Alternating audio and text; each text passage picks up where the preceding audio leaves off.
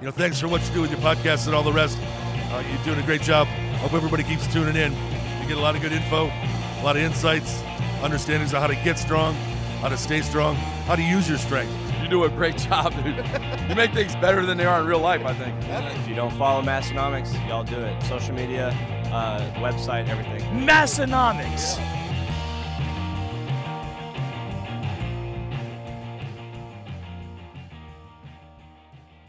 Here we are, everyone, for episode 324 of the Massenomics podcast, which of course means it's Blue Shirt Day. And my name is Tanner. And my name is Tommy. That was actually my first observation when I looked. 2 blue shirts. Kind of actually amazing that doesn't happen more than what it does, but yeah, they are different shades of blue. We used to kind of be the blue shirt guys, didn't we? And now it's... now we're more the black shirt guys. Yeah, just like every other company. Well, I stand out when you can it's all blend those, in with another black shirt. All those things we used to take hard stands on, and then we just said, nope, we're not taking a hard stand one on by that one, anymore. they all fall down. That's where Repeatonomics comes in and starts to catch us on all the things we said 5, 6, 7 years ago. He's like local journalism. He's keeping those in power, keeping them accountable. He's getting all these sweet little gotcha moments on us, too. Yep, that's what they're there for. At Repeatonomics. This is the lifting podcast about nothing. And we've got a lot of nothing for you today. First little tidbit of nothing, I'm going to tell you about our good friends at Spud Inc Straps. And that is, website is spud-inc-straps.com.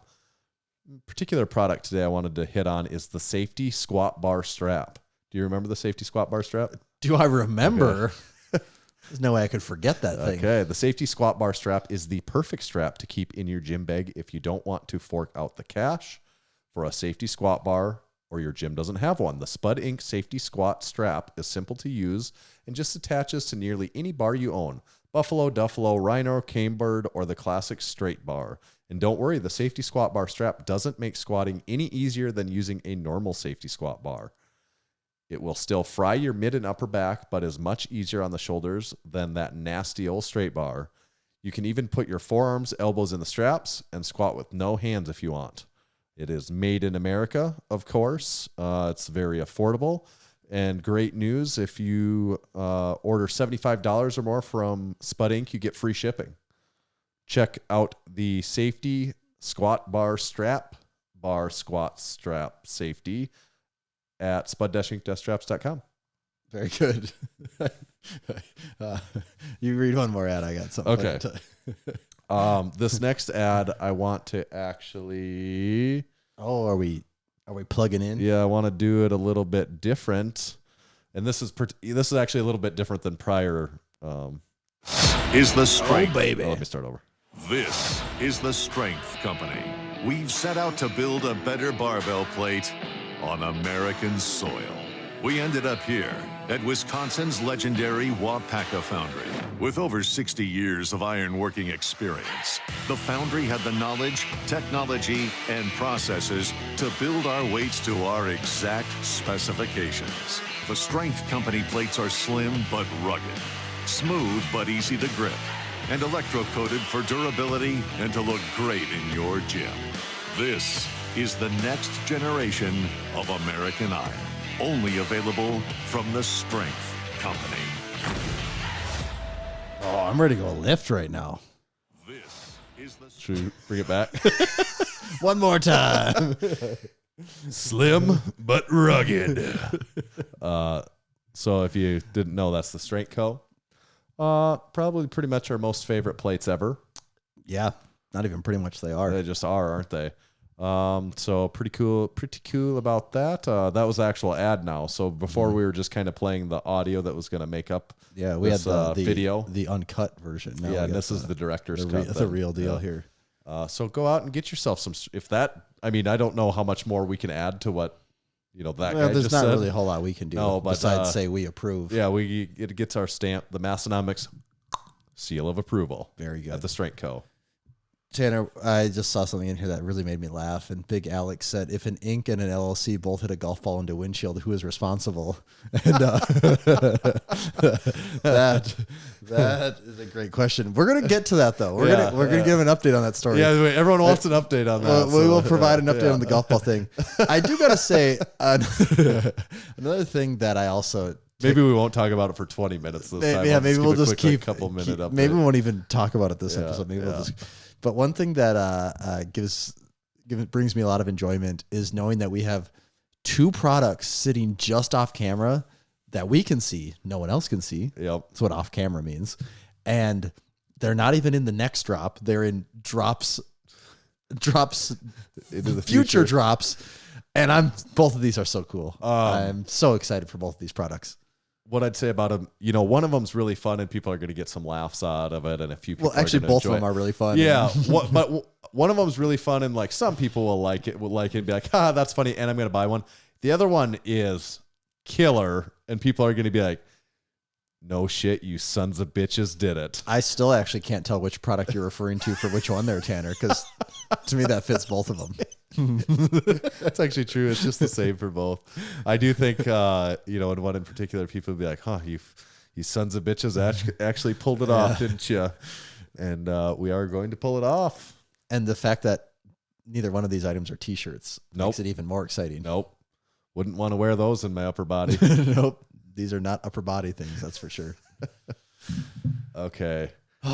We do have quite a bit of stuff this week. We're also phoning a friend all the way. Our farthest. Across the pond. It's going to be our farthest Is it really? interview in it. Yeah. I think, right? Yeah, I don't think we've gone international to Canada, but you're right. You're right. I kind of thought in my head that we called Europe America before, but I don't think we have. Yeah. Wow. Okay. This is a first. Yeah. All right. Well, geez, we got a lot to cover then. This is up there. I shouldn't say the latest, but this is up there with the latest we have ever recorded a podcast too. Jonathan's is probably the latest we've ever done. When he came here, I feel like we didn't get done recording that podcast till like midnight. It was pretty late, wasn't it? I think so. So this one's on somewhat of that same timeline for us. It'll be close to midnight, but so hopefully we can really bring our A game. Yeah, keep it together. I think we can do it. All right, where should we jump in here? The deep end, straight to the deep end. That's where we're jumping to. We do actually have quite a few topics that we wanted to hit here too, didn't we? We do. Jumping into the lifting world. Yeah. Just to give people a little lifting thing right off the bat. So Mega USAPL Nationals went on. Also IPF Worlds went on in conjunction with each other there. And very odd timing. Was that intentional? I don't know. And if so, I don't know who, someone picked first, I'm sure. So I'm not sure how intentional it was or wasn't. And I didn't watch either of the live streams of these two events. I certainly picked up some stuff from Instagram here and there. And I'm always curious about the live streams and how that's working and stuff. And I did hear quite a few comments that the IPF live stream was a lot better than the USAPL live stream. And I don't know well enough to describe exactly how or why that is, but I did see quite a few memes and comments about like the graphics they used at USAPL Mega Nationals that they must have been, I don't know, did you take away from it that the graphics were really cheesy? That's what I got, because and that being used repeated like all the time. Something along the lines of like getting a strike at the bowling alley. Right. Yeah, someone says USAPL live stream sucked. Dong. I feel like they usually bring their A game when it comes to maybe I'm just thinking that that's not the case, but maybe it's really the IPF that's bringing their A game. Maybe on that is stream, the case. But, as far as winners and stuff like that, there was a bunch of winners. I don't know if just like USAPL Nationals. Is there anything? No, Russ won, so he beat Angelo Fortino and Sean Noriega, both friends of the podcast. That Bob, do you know the Bob guy? He won the 220. He won like best overall. I think he totaled 2,050. His like Instagram handle, for people that follow USAPL closely, they're gonna laugh at like us not knowing this, but he is like Bob Matthews is his name. Shout out to Big Keith for popping that in there. And I don't know, his Instagram handle is like SJ Bob or something like that. super strong. And I actually looked at his open powerlifting history. If you look at his meet progress, Has it just been steady? oh, it's just, he's done like 5 meets. His first one was like a 16 something total. Then he's like 17, 18, 19. Now he's like 2,050. And it sure seems like he could be the future of, or actually just the present of, kind of strongest in the USAPL. Yeah. Right up there with Ashton Ruska. I think he actually beat Ashton on whatever formula that they use. Okay. I Yeah. think Ashton won his weight class, but this guy's lighter. So by formula then. by Okay. formula he I won. don't know if I've actually. I'm sure I've probably seen a highlight Yeah. of the guy, and the name didn't click, so I guess he's didn't the register. real McCoy, though, is the I'll takeaway have to from pay that. more attention there. Yeah, and then I saw Big Bryce Lewis, friend of the podcast, Yes. past guest. He got second, I think, to him. Or wait, no, he's in the weight class. I think Bryce Lewis competed in like 198. Yeah, he dropped down. Yeah. I know. And I know he was talking about that at the time, and that seems like a super light weight class for him to be down in 198. now. Oh, especially when he was, filling out 228 or whatever the line was there before. So those were just some of the takeaways that I noticed from USAPL. USAPL Mega Nationals. Okay, this was this SSJ Bob, or was it in the 83s? The guy that that was at IPF Worlds. The guy that deadlifted like it was 8 something. Did you see that? No. God, I thought for sure I would remember this, but I believe it was in the 83s at IPF Worlds. There was a guy that deadlifted in the 800s. Really? Which is insane. Yeah. Wow, Big Andrew says he was a junior too. That guy was also a junior. that's very impressive. That is very impressive. Yeah. So IPF Worlds, Amanda Lawrence won her class. Not surprising there. Big Jessica. Mm-hmm. I guess I don't want to spoil too much for supporting our supporting members, but no secret, But she won had a good also. day, too. Yeah, she also won. Any other? I mean, to be honest, I didn't really pay much attention to IPF Worlds, so Me either. just didn't catch much of it. With everything going on. With everything going on, it's tricky. So that's our wrap up of the powerlifting meets for the weekend. Biggest takeaways: funny at the least that those are on the same weekend. Yeah. There's 52 weeks in a year. They could Yeah. have picked anyone. Also, why is like I did have one. Here's my hot take on I was looking up the results of Mega Nationals. Mm-hmm. Someone look up the weight classes for what are the lightest weight classes here? Because in the men's open, they need to get rid of the lightest 2 weight classes. There does not need to be a 113 pound men's weight class for men's raw open. There was one person. No. In the standings for open, and then the one above that, they also need to get rid of that. There was like 2 people that did it. And then you go to like that third up, and then there's a list of people. So they need to drop those 2. Also, like, or at the very least, consolidate them. like the smaller guys I know that I see around lifting couldn't even think about touching 120 pounds. Yeah. Like, I mean, you're dealing with like complete physical oddities to even find anyone to like be a grown male to like I know. lift in those weight classes. Yeah. Like, I think maybe the third one's like 132, and like, okay, that's fine to me. Yeah. That's a You can lightweight. find people that Yeah. are 132. They need to, in the sake of like paring this down a little bit, Well, get rid of those. to be a guy that's not like 14 years old, but to be a guy that's an adult and lifts weights, so presumably you have muscle. some muscle Yeah. mass, and to like weigh less than, what was the lightest one you said? I think it was in the teens. I So don't know. You It was have like to be really, basically under One- 5 feet tall to even make that a physical possibility. And I'm like, is it hampering those by making the minimum weight class like 130? I'm like, I don't know, get a little bigger. I'm not talking about being like obese. I'm like, I think you could train up to 130 pounds. Yeah. It's And what backs this up, other than it just seeming ridiculous to me, is there was nobody in those classes. So there we go. That's the big one. So get rid of them. If you can't find people that can actually fill those out at all, it seems. Why do they exist at all? That's insanity, isn't it? Like I could see if this was an IPF thing where you're talking all of the world now. All right, you have a bigger pool to pull from. But especially right now, USAPL is mostly just America. Yeah. And even that, it's sort of a subsect of the natural powerlifting tested thing. Yeah. Huh. So that actually was my one hottest take on those. Just that I came across that and I'm like, that seems ridiculous. All right. Yeah. Yeah. Along those lines, you did mention Bryce Lewis. He always attends the USAPL national governing body meetings. Yeah. Yeah. And he usually does a pretty good job of putting notes from it in his story. And just by chance, I caught some of the notes he had. He writes out quite a bit, and I screenshotted a few of these.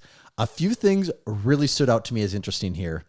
And he said, from the president's address, the Federation is on track for the most drug tests per year of any year, currently at 1,100 pre-national as of May.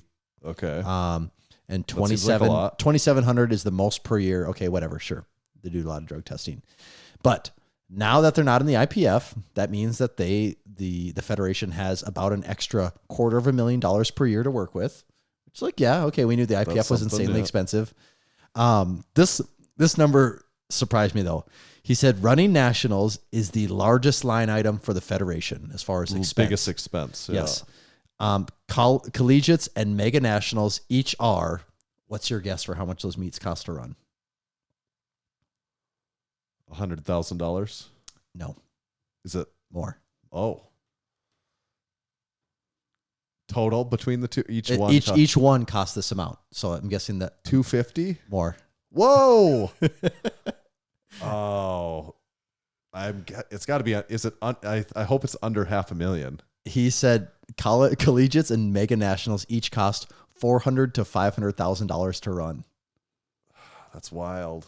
And that it said wild. it's I guess there's a ton of people, and it is like 70 weeks long, and it's like, in Vegas at some big venue. But it said collegiate nationals broke even, which is also kind of crazy. Yeah. And he said mega nationals did not quite break even. But damn, broke even on $500,000. Yeah. Like, how many people? Where are you making all this money from at this damn guess event? all the meat. Everyone pays their meat fee to even be in. Well, and they have like God knows how many lifters. I have like, is there like 500 people lifting? Well, but even if they had, what does it cost? What is the? Oh yeah, it's probably costs a lot. Say it's 100. But if you said it's 500 of them, even if you said there's 1,000 people, it's only $100,000. Right. Where's the other 300,000 come from? Event T-shirts. I don't know. Like, those numbers don't make sense. But you also now see why the production value of these meats don't exist anywhere else. Right. Right. No other dealing meat with $500,000. Yeah. No other. We went to the showdown. No discredit. It was fun for us, and we sold some. Yeah, but the production value is a totally different. They don't have a giant jumbotron behind. I would guess they didn't spend 10% of what you're talking there.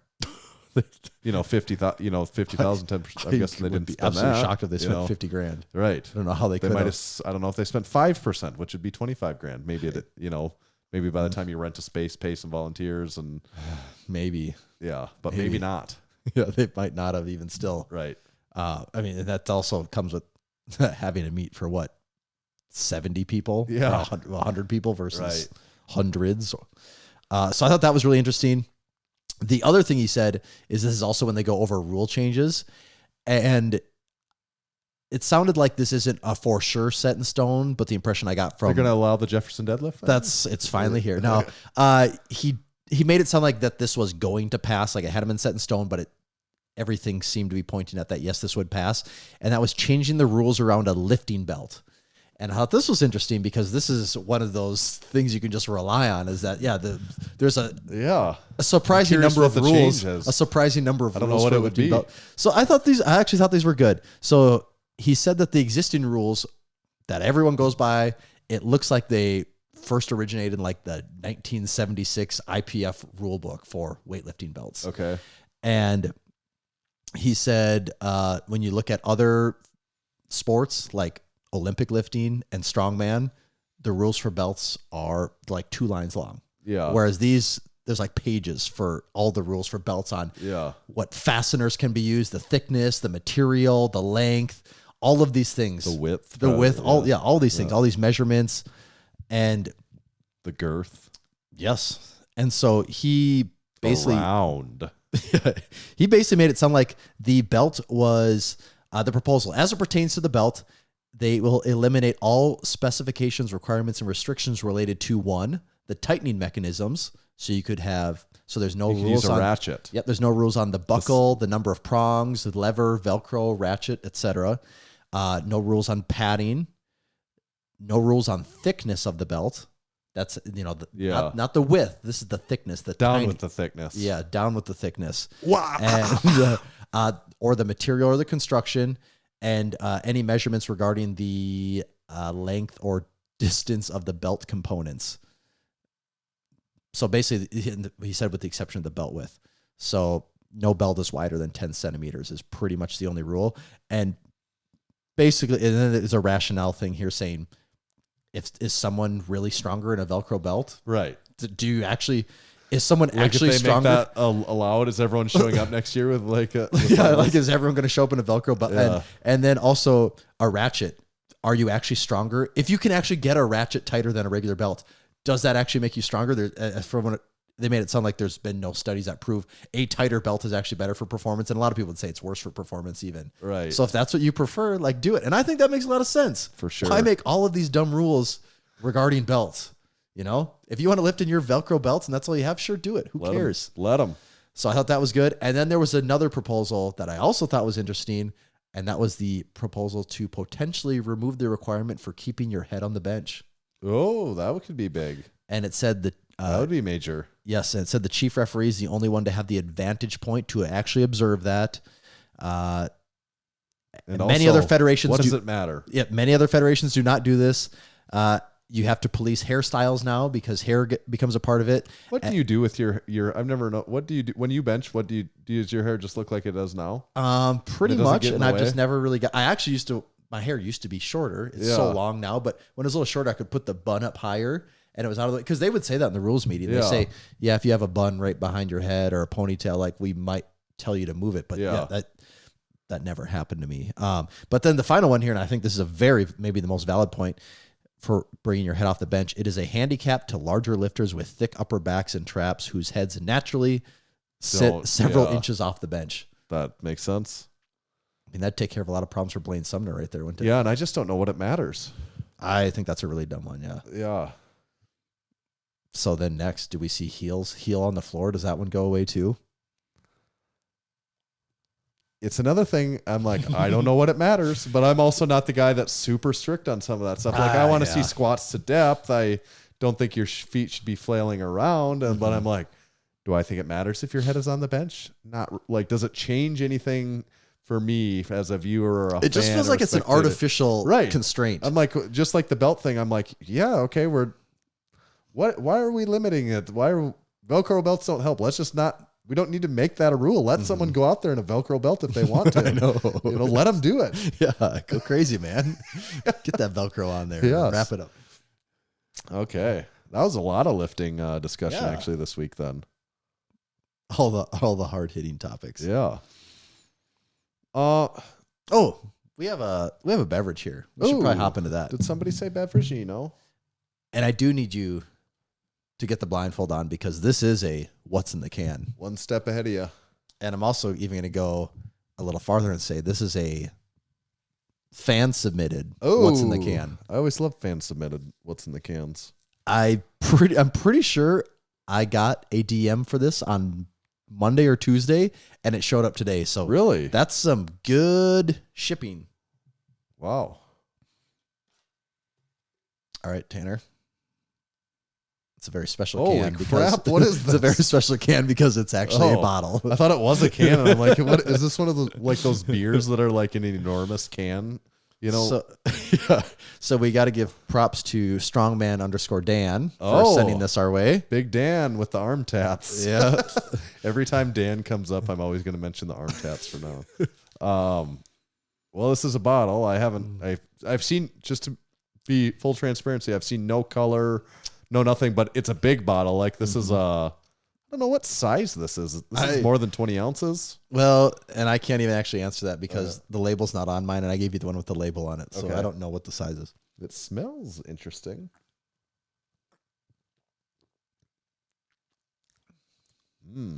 That's pretty sweet.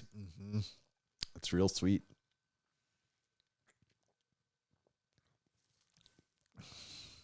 Oh, It is tasty. it tastes good. It tastes real sweet and real good. That is like way too sweet for me to understand, like to wager a guess. Let me try again. I don't know what comes in bottles like this. Yeah. Keeps you guessing. Let me take one more sip and then I'll wager a guess.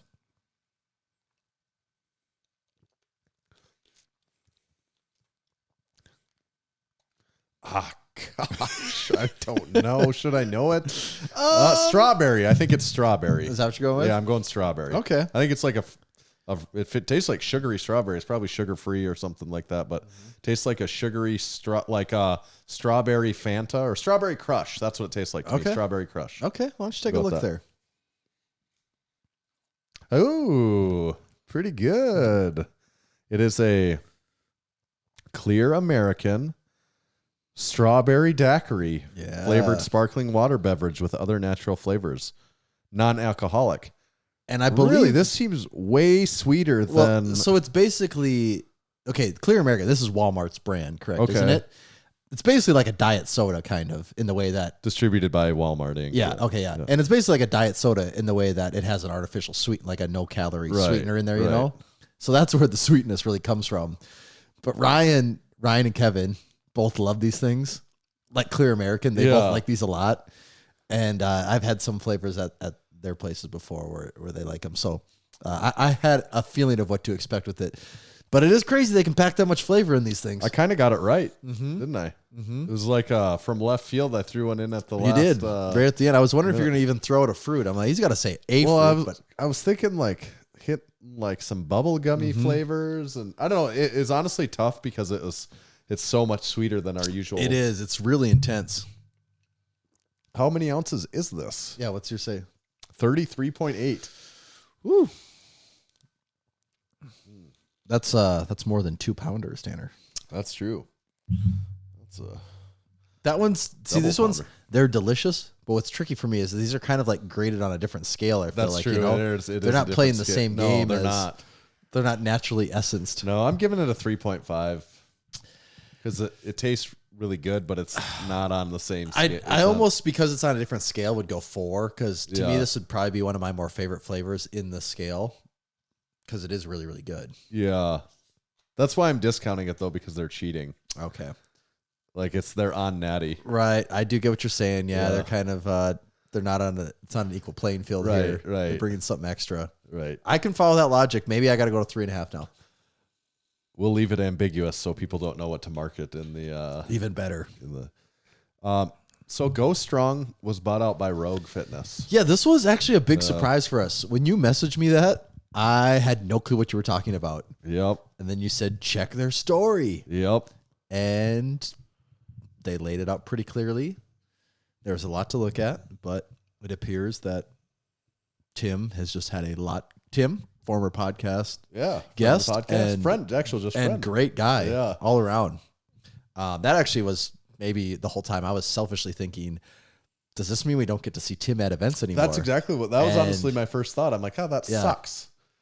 Yeah, in a completely selfish. Because everyone from Ghost was super cool and a lot of fun. So I kind of think that the answer is no. We're not going to see the events anymore. That part, which really bums part of me it out. does suck. I know. That was my first thing. I'm like, this is sucky for us in just a very selfish way. Yeah, but it does sound like Tim put out there like just a nightmare list Super stressful of things that has happened to him in the last couple of years, and Ghost is kind of just like a side business to his big actual like egg related business, right?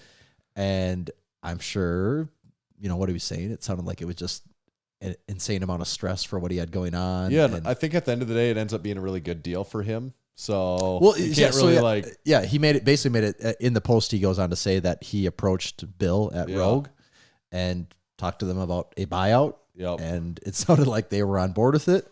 So yeah, I would assume he made out pretty good. I think so. It's Rogue. Like they're not offering him his company for $1,000. No, I think it worked out all right. And I see that Rogue is already, Bill posted on his personal Instagram, they're already working on like the Rogue Go Strong J-Cup rollers and like doing some different things. So and they're not going to be slow to move on that stuff. Yeah. And Tim did say that Ghost operations are basically done. Yeah. Like they're Rogue's closing already, up shop there, and that Rogue's going to run with what they feel makes sense for them. Yep. So we don't really know what that's. Yeah, we don't know what that. You know, if it's called the Go Strong line, or if that doesn't exist. Or and they're going to take the J-Cup rollers, like you know for sure. That's what I'm sure. I'm sure Rogue was like, "Ooh, we can get those." Yeah. Oh yeah, let's get. Yeah, we want those bad. But the rest of it, do they do anything with? I don't think Rogue's getting the custom equipment game at all. I think we can say that that's a safe call. Like that's not going to happen. But do they do anything with like that style of combo rack that Ghost had made? Do they, go on with any of this other stuff? Ghost had a real. Oh, they had, which is bittersweet part of it. We have the Ghost, special Massenomics combo rack, which now to me seems even more it seems even cooler knowing that you really can't get one. It's awesome to know that we have that. Like that really does feel like a one of a kind collector's item. I mean, it already was, but it really feels like it's a collector's item now to have a Ghost combo rack. Yes, it does. And we've got the what we've got Ghost, we've got the J-Cup, the rollers, of course, we've got the HD combo rack, and we also have, you mentioned it, the drink spotter the drink spotter holders. Yeah. Which is cool to have those. And what we got, green and blue? Yes. Yeah. God, they look good too. They do. So, that's I guess we bid farewell to Go Strong as we knew it. Yeah, we're going to miss those. It is. We're going to miss those guys. Yeah. Hopefully we somehow cross paths with some of them again in the future. Yes. But I am going to be really interested to see what Rogue does with those products, and then price-wise where they put them to. Mm-hmm. Only time will tell. That's the only way to find out. Should we do a little supporting our supporting members? What do you think of that? Let's do it. Okay. So we kind of alluded to this earlier. Big Jessica competed at IPF Worlds. She won. I think the squat was 482, and I think, was that a world record? I believe it might have was been a world record. She benched 232, and she deadlifted like 577, which I know that was a world record. And what is it, the heaviest deadlift in the IPF history, which is crazy for a woman? Yeah, that's, she's getting really close to a 500-pound squat and a 600-pound deadlift. Yep. Her total was 1290, so she's also knocking on the door of breaking 1300. She won gold, of course. The crazy part, what we were talking about in the results of that, the lifter that she edged out, I think she had like the same total as her. I believe they had the with same a total. way lower squat and a way lower deadlift, but her bench was like 310. Mm-hmm.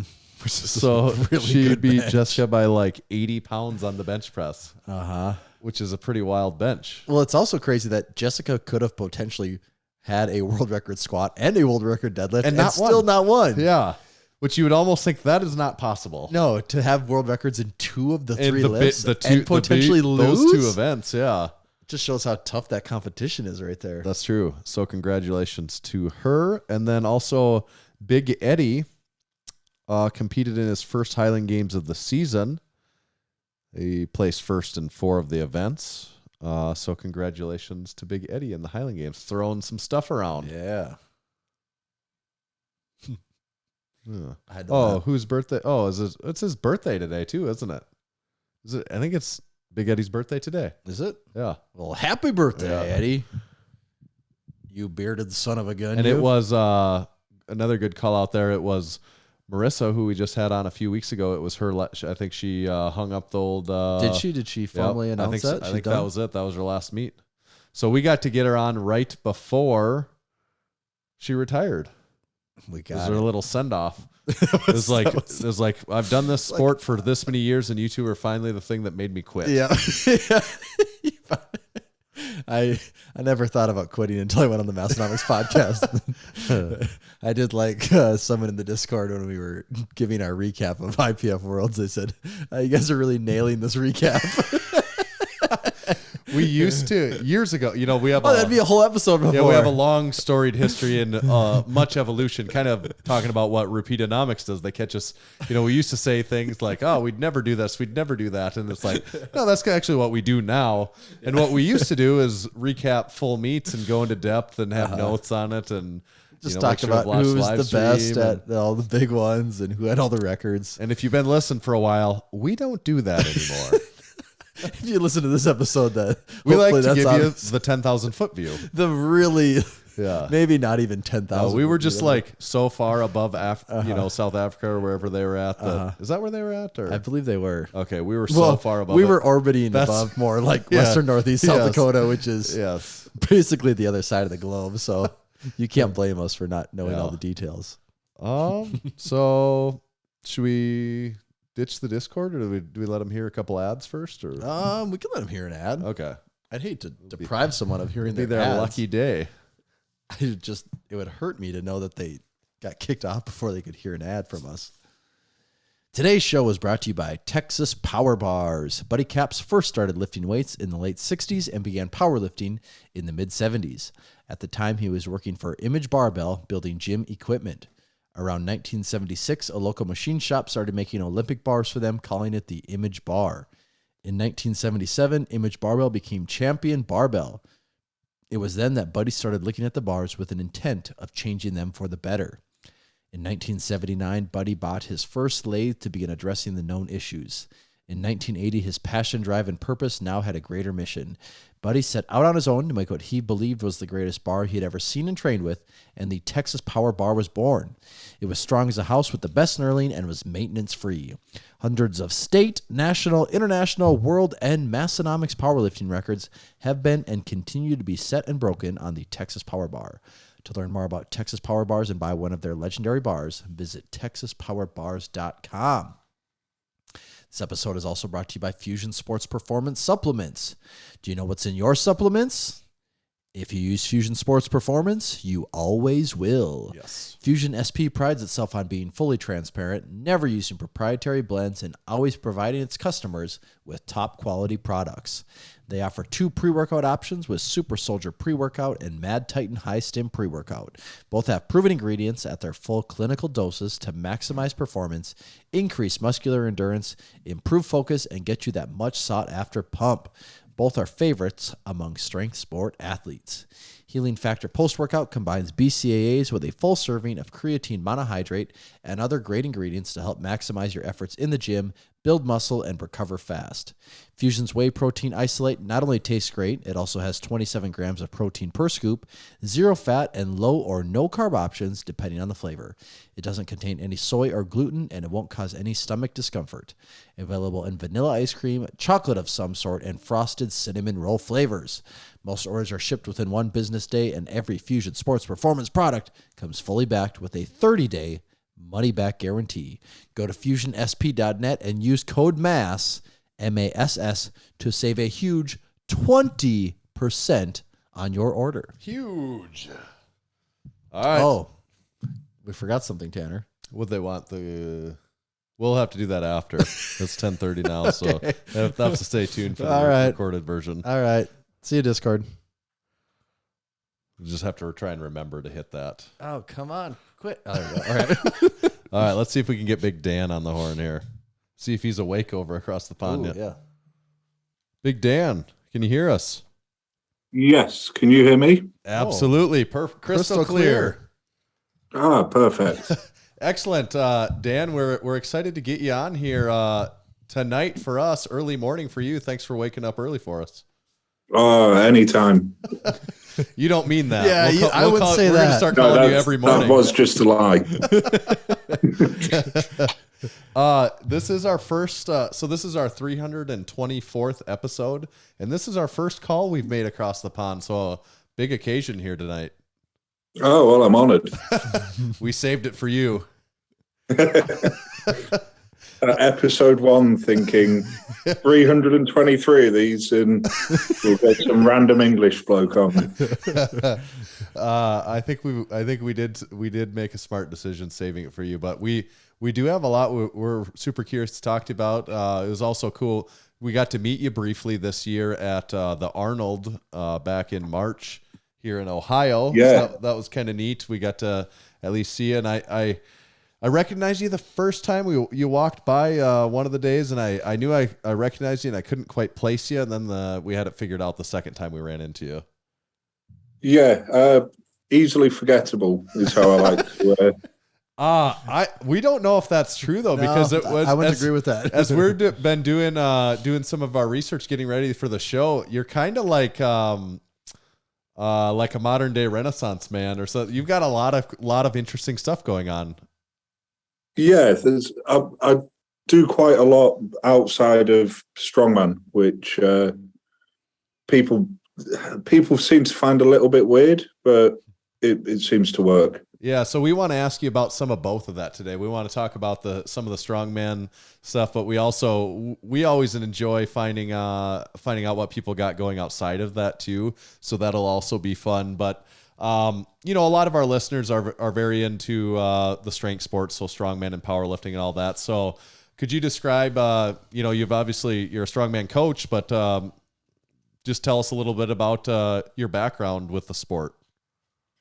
Yeah, so basically, how do you phrase it? I was really into taking like Class A drugs for a while, and then from stopping doing that, I started doing CrossFit, and then from CrossFit, same as almost everyone who does CrossFit, an old injury flared up, and I got ACL reconstruction and some work done inside my knee. And whilst I was off, I did a weightlifting qualification with British Weightlifting to coach Olympic weightlifting. And I met a guy called Paul Smith, who's just won UK's Strongest Man.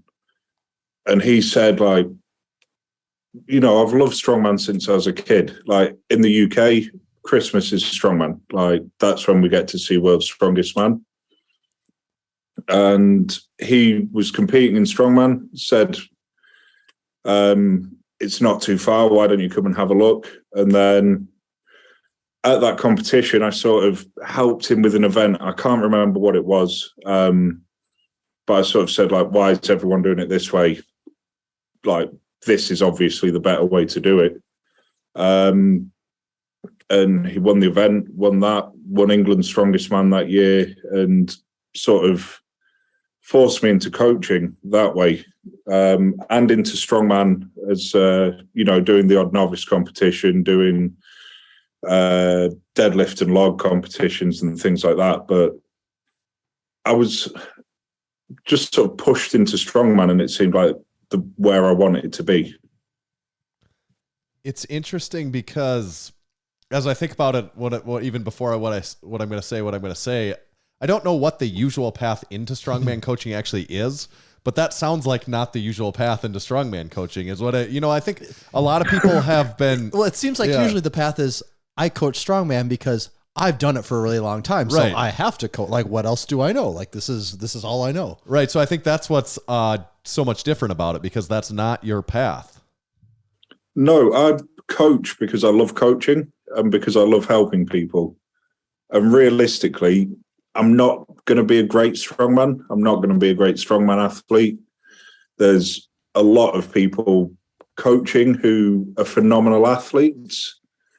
And I think that generally makes them worse coaches, because to be a great athlete, you fundamentally have to be selfish on some level, because that's how you get great at a sport.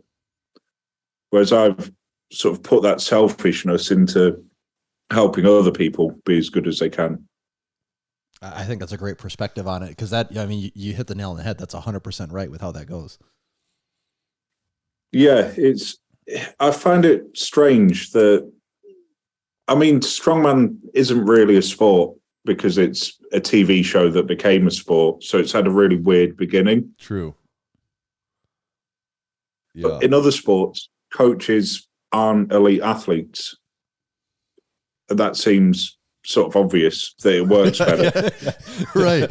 Yeah, it's true. It's very true. That's the case in especially a lot of bigger sports. It's not always, well, you were the MVP, you were the, perennial best player. Can't wait to see you start coaching. Oftentimes, historically in, a lot of the professional larger sports, they end up not when those that do try to coach that were in that realm end up not being the best coaches.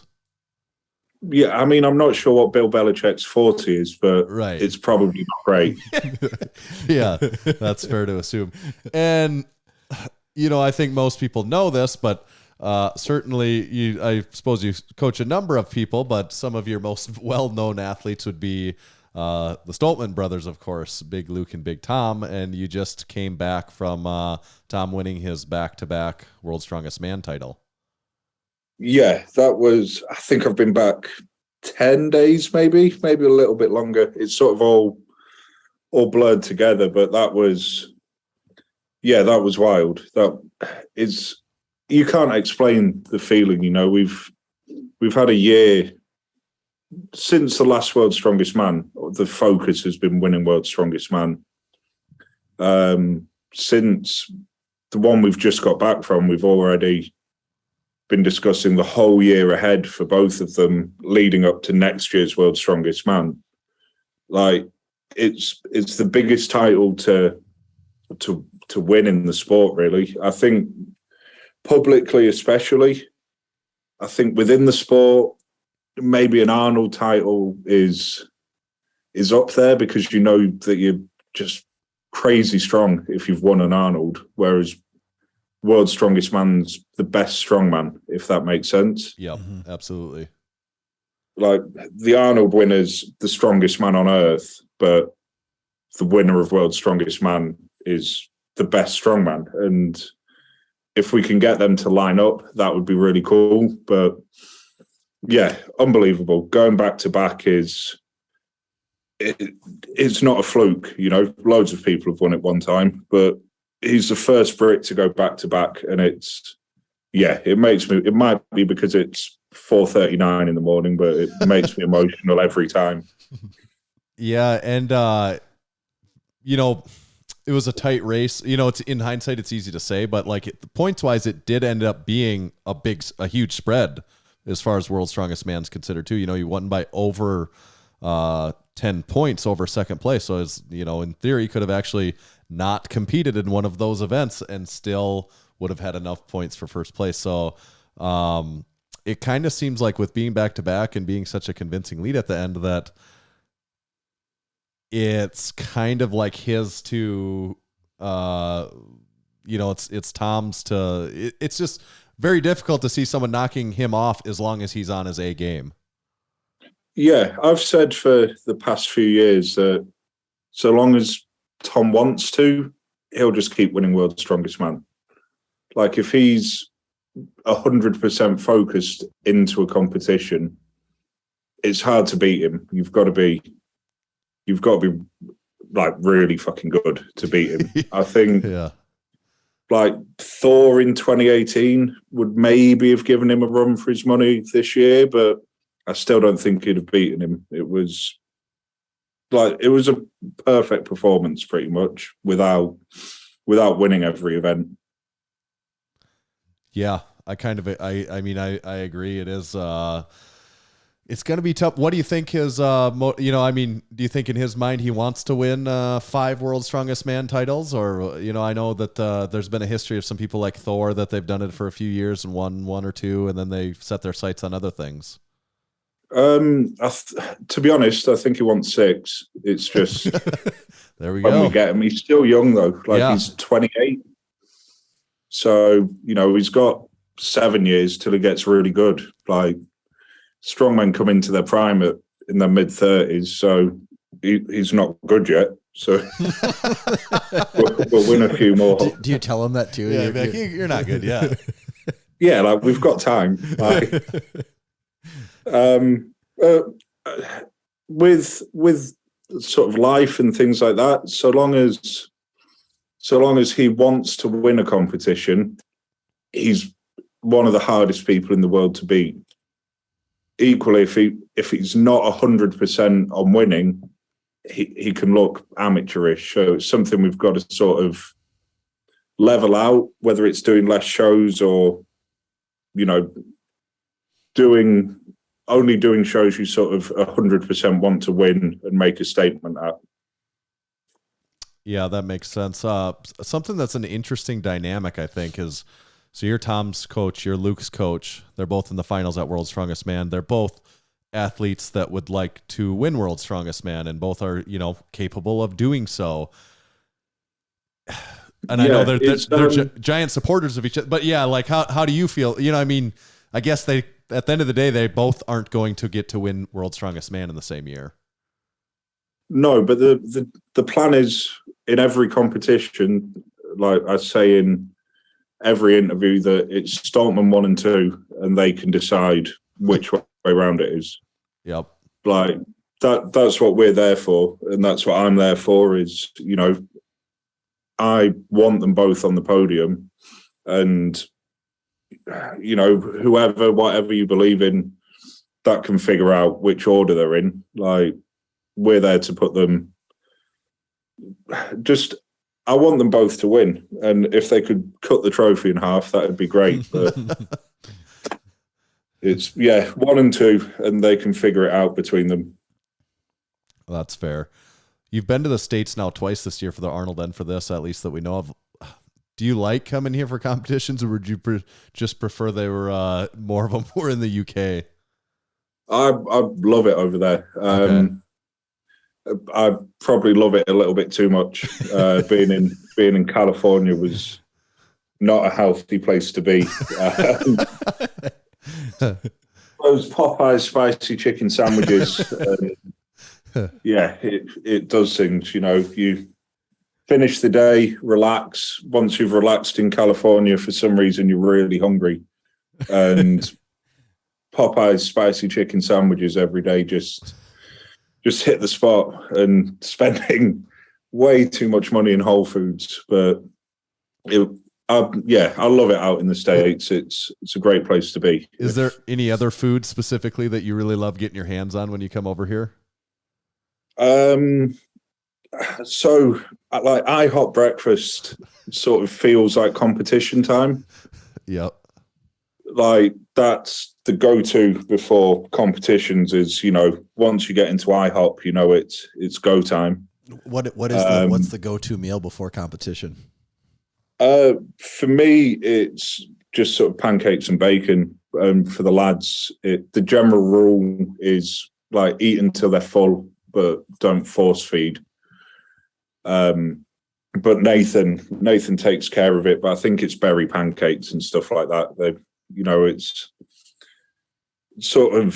not that complicated because the whole year's really structured. So everything we do is built towards competition.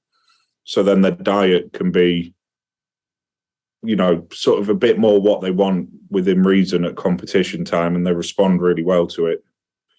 It's Nathan's got that dialed. He's really good at just getting stuff sorted and knowing what people want.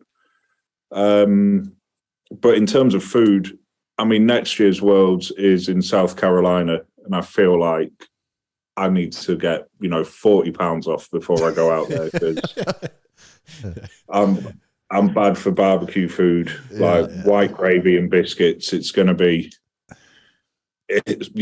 I'm going to be a heavy Dan coming back from that one, I think. Yep, prepare yourself ahead of time. I've got this. I'll start fasting now. Yeah, for next year. I've got this quote from you, and I'm kind of paraphrasing it a little bit, but I'm going to read it back, kind of what I took away from it. And you said, you know, some people think I'm a great coach, and some people think I'm the worst thing to happen to Strongman. It was something along those lines. I think I heard you say that in an interview. What do you mean by that, or what does that mean when you say, you know, where does that come from? I mean, I find it really weird that, you know, I live my life how I live it, and it's sort of just what I want to do. Like my partner will attest to, you know, she deals with me just, I'm going to Wales, I'm going climbing, I'm going racing this weekend. I'm doing what I want to do. And I think there's people within the sport who, unless you live and breathe it every single day, you shouldn't be in it. And I suppose it's like revolutionary training in strongman in the sense that I don't do loads of weird stuff. I just get people really strong, and there's like no gimmicks to it. So people don't seem to like that there's none of the bullshit that goes with like, oh, we should deadlift 70 times this week because your deadlift's not going up. It's like, well, figure out why it's not going up, get rid of that, and then the deadlift will go up. Like fixing, like my whole training philosophy is based on fixing weaknesses, but for some reason, some coaches don't seem to like that approach. And then I also spend loads of time people saying that I'm the greatest strength coach in the world, and it makes me feel a little bit sick because it's just weird. You know, I just coach people. I do what I do, and they seem to be, people keep winning stuff. So it's going well, but I don't deal well with accolades and people being nice, really.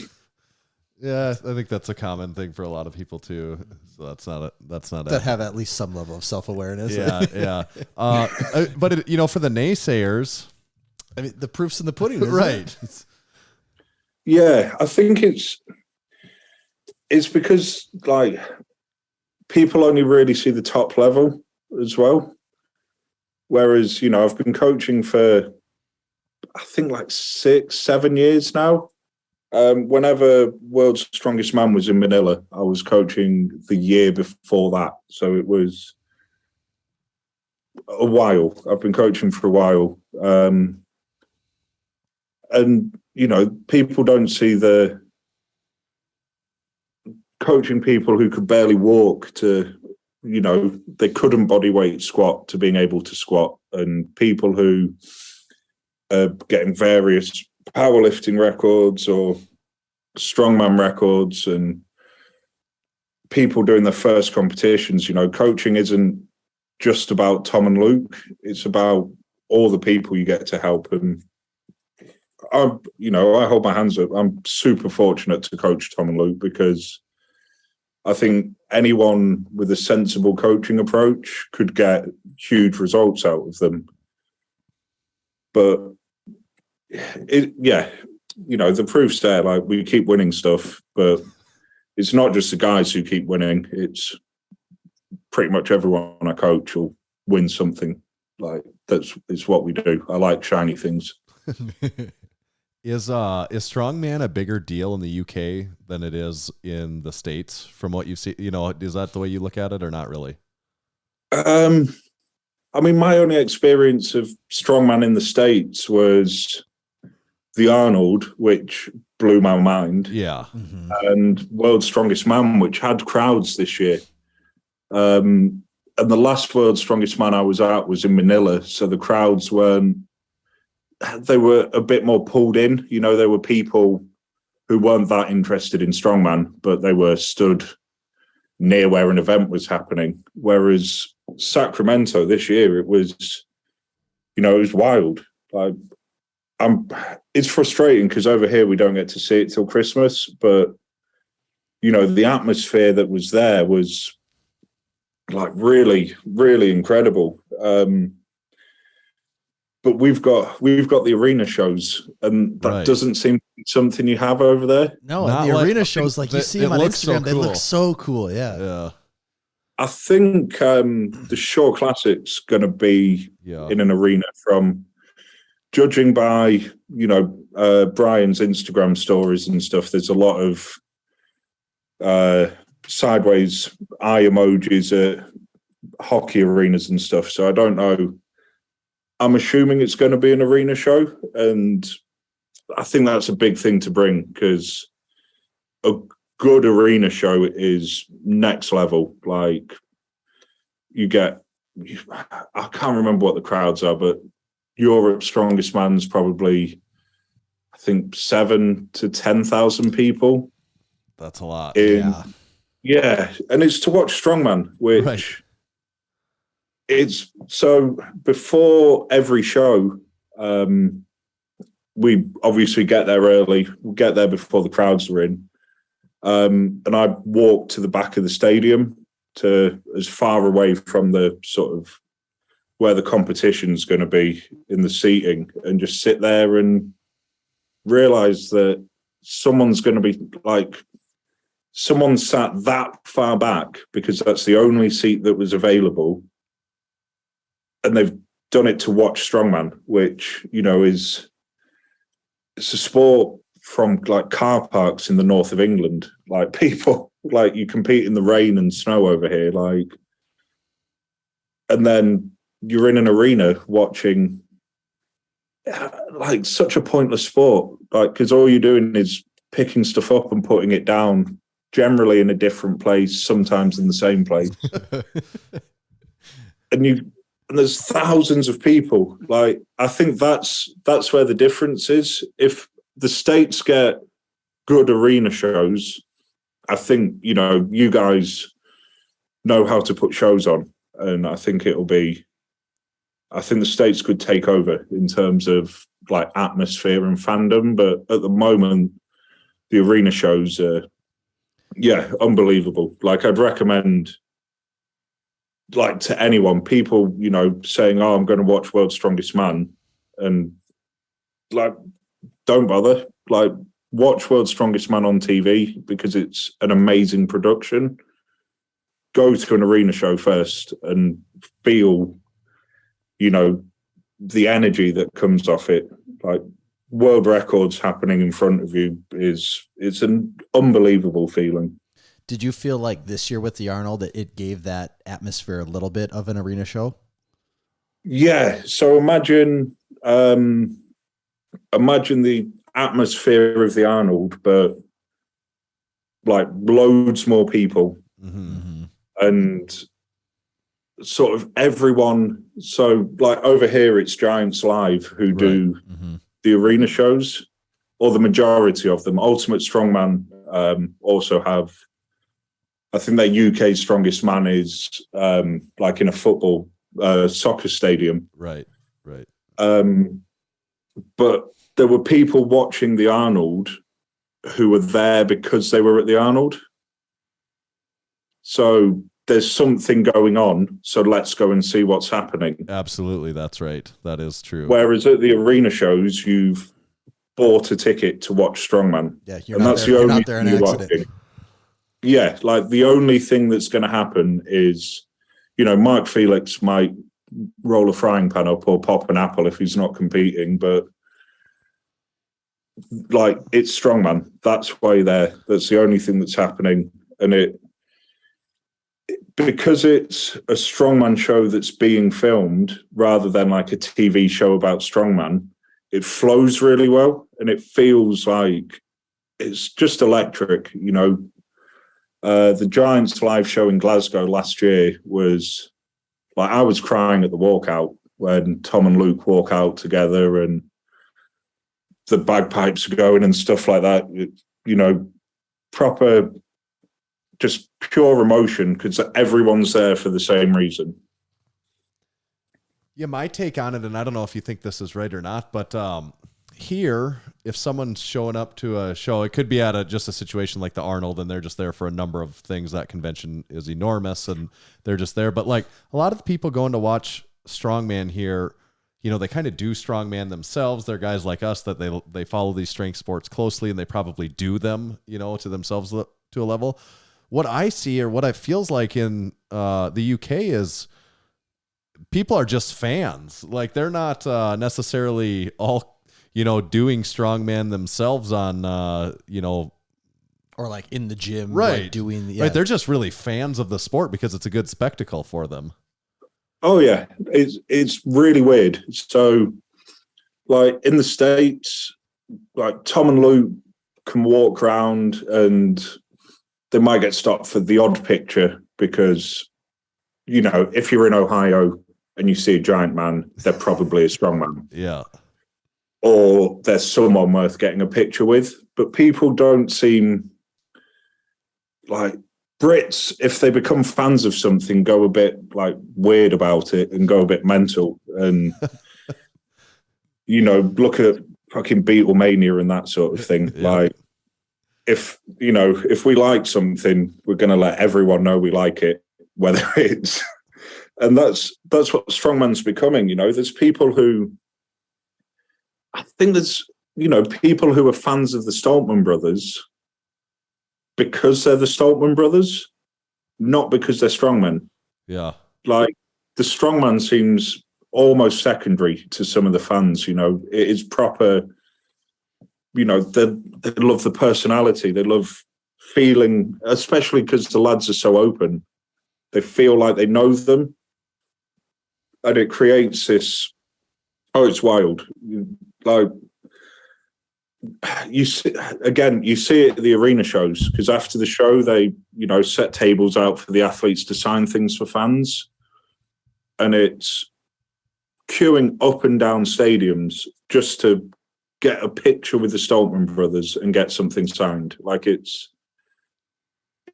weird because, you know, you keep pinching yourself. Like, you'd walk into the stadium and you'd think like LeBron was playing horse with Shaq. Yeah. Like, this is like a major sporting event is happening.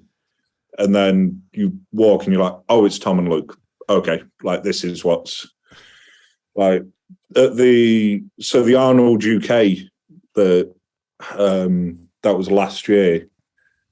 The organisers ended up having to move them because wherever Tom and Luke were caused a disruption to the rest of the expo. Yeah. Like, the queues were going across people's stands, so they had to move them round to not block the expo up. That's like, it's wild. That's cool though. Some star power. Yeah, that's cool. It's really cool, but then every night you go, it's just strongman. Like, what is happening? Yeah. It's been like 2 years. Like, the last 2 years, it's gone. I think since Eddie, to be honest. Yeah. Eddie bought in the UK like a public face to strongman again, because we didn't have a winner since '93. I think was our last British world's strongest man. So Eddie winning sort of made it a public thing again. And then Tom winning relatively close, you know, coming second in 2020, you know, it became a public image that's just rolled and rolled and rolled. Yeah. You mentioned something that, you know, Eddie, first British for several years, and had us thinking about something we were talking about earlier. It's funny to us. I assume it's not odd, or it's all very plain and simple to you, but to us, the not geography. How did you explain it? The border, the understanding how the countries work. And it's odd to us that you know, with UK, Scotland, Britain, all that, like it's England. Yeah, it seems like there's a lot of names for the same place. Yeah, so at the risk of me getting shot, if Tom had lost, he'd be Scottish. Okay. But he won, so he's British. That's generally how it works over here. So someone that's from Scotland, you would still in some cases call them British. Yes, so Britain is England, Northern Ireland, or Ireland, depending on your political view over there. Also more confusion. England, Ireland, Scotland, Wales. Okay. So it's sort of all the countries together. Then there's the United Kingdom, which is essentially a political name. It's combines Ireland in a way that some people like, some people don't. So you can be Welsh and British, or you can be Irish and British. So generally what we tend to do is if they win, British. If they lose, it's wherever they're from, and you can get an up. Do you like the term United Kingdom then? Is that something you use or not really? Not really. I personally like people to be from where they're from, because the English, the English historically have been pretty awful with like trying to take places over and killing people and, being generally English about it. Like you guys know, you all fucked off. Like there's a reason loads of people left England to go to America and, do American things. So I like people to at least be able to have their identity. So like the Scottish flag, the Saltaire, like Tom grabs that after the official stuff so he can celebrate with the Scottish flag. Whereas for the TV purposes, it's British. So it's a bit of a tricky one. But, if you're from Scotland, to me, you're Scottish. If you're from Wales, you're Welsh. And I think we should start letting people celebrate their own heritage a bit rather than worshipping a 100-year-old woman who sits on a gold throne. Yeah, that makes a lot of sense to me. Yeah. I can follow that explanation. Yeah. It's more relatable to, if loads of Scottish people feel Scottish, then let them be Scottish. They don't need to celebrate an old woman who, they combined all the kingdoms because it was easier than killing all of them. We can't manage to kill all of you, so we're just going to absorb all of you. It's just not even worth it this time. We'll call you that. We'll all call us the same thing. That's good. So what about is Stoke-on-Trent a town, a city? Yes. And what is Leeds? Well, so Leeds is... So Stoke's like a big town, small city. In America, it'd be like a village. Nothing's that big over here. Well, we live in actually a really rural part. We live in South Dakota, in the kind of the smack dab middle. So we actually do live in. We're not around any populated cities or anything like that. Okay, so I'm trying to think. So the vibe I got from Sacramento, that's probably Leeds size. Okay. It's probably bigger because America and everything's freaky big over there. But Leeds is a city. Stoke's a town, I think. So just a little bit smaller. They'll call themselves a city, but it's not. It's, it's barely a place. It's just are they adjacent to each other, or are they the same? There are two separate towns or cities. Yeah, okay. So they're probably 2.5 hour drive away. Okay. Because I was getting confused in the same way that they were being used somewhat interchangeably. Like someone would say that they're English and British. England. This isn't where I thought a Strongman podcast would go, but.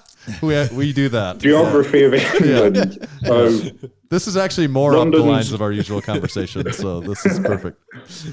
London's the capital of England, which is in the south, which is southern. It is what it is. We need it because otherwise we'd float away. And then in the north, Stoke is in the middle of England. Yep. And then Leeds is sort of the start of the north. And then Scotland is, 3 hours north of Leeds? And then 6 hours long. Scotland's really long. So in England, you've got the north and south. Well, the north-south divide is the big... We'd like to... split places up as much as possible. That's what it seems like. Divide and conquer, I think, was the original term. But yeah, so the north-south divide's a big thing in England. If, you know, the Cockney accent that every American thinks they can do, even though it sounds Australian. Yeah. Oh, I saw Austin Powers. So. Yeah, Austin Powers. Yeah, so that's everything we know about the culture.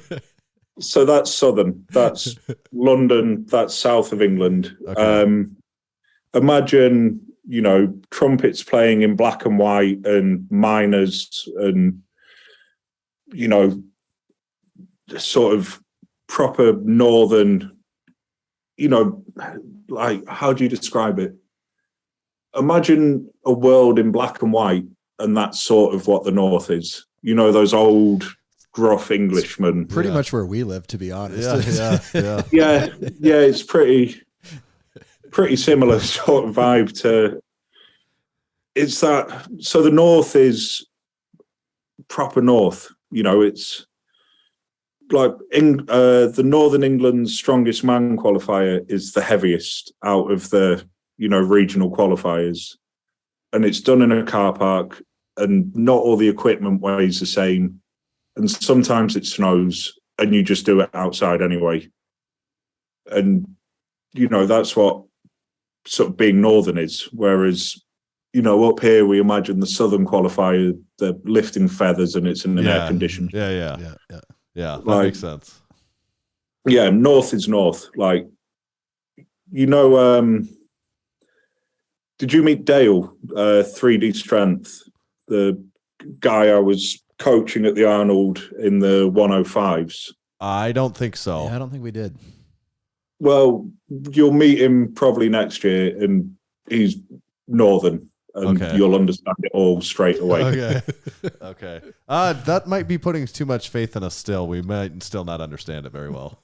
Oh, no, what we'll do is I'll introduce you to Dale and we'll find someone southern, and you'll understand the difference. Okay, that's perfect. Okay.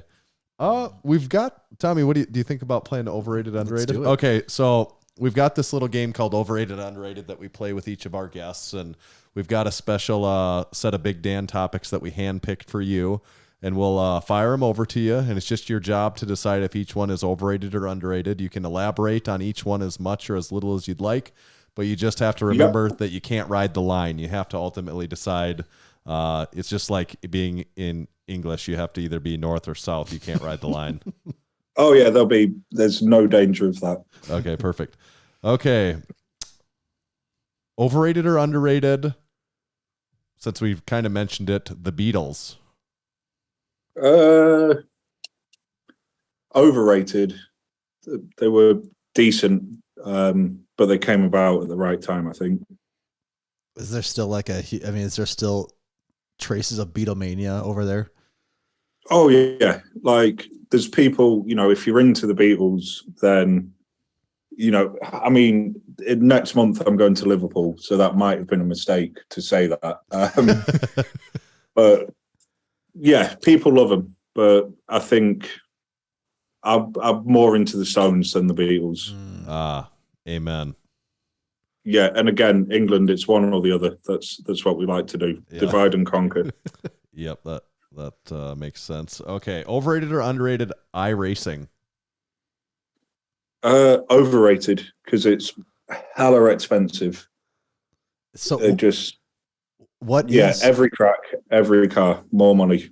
Is that how it goes? It's like you pay for every single thing?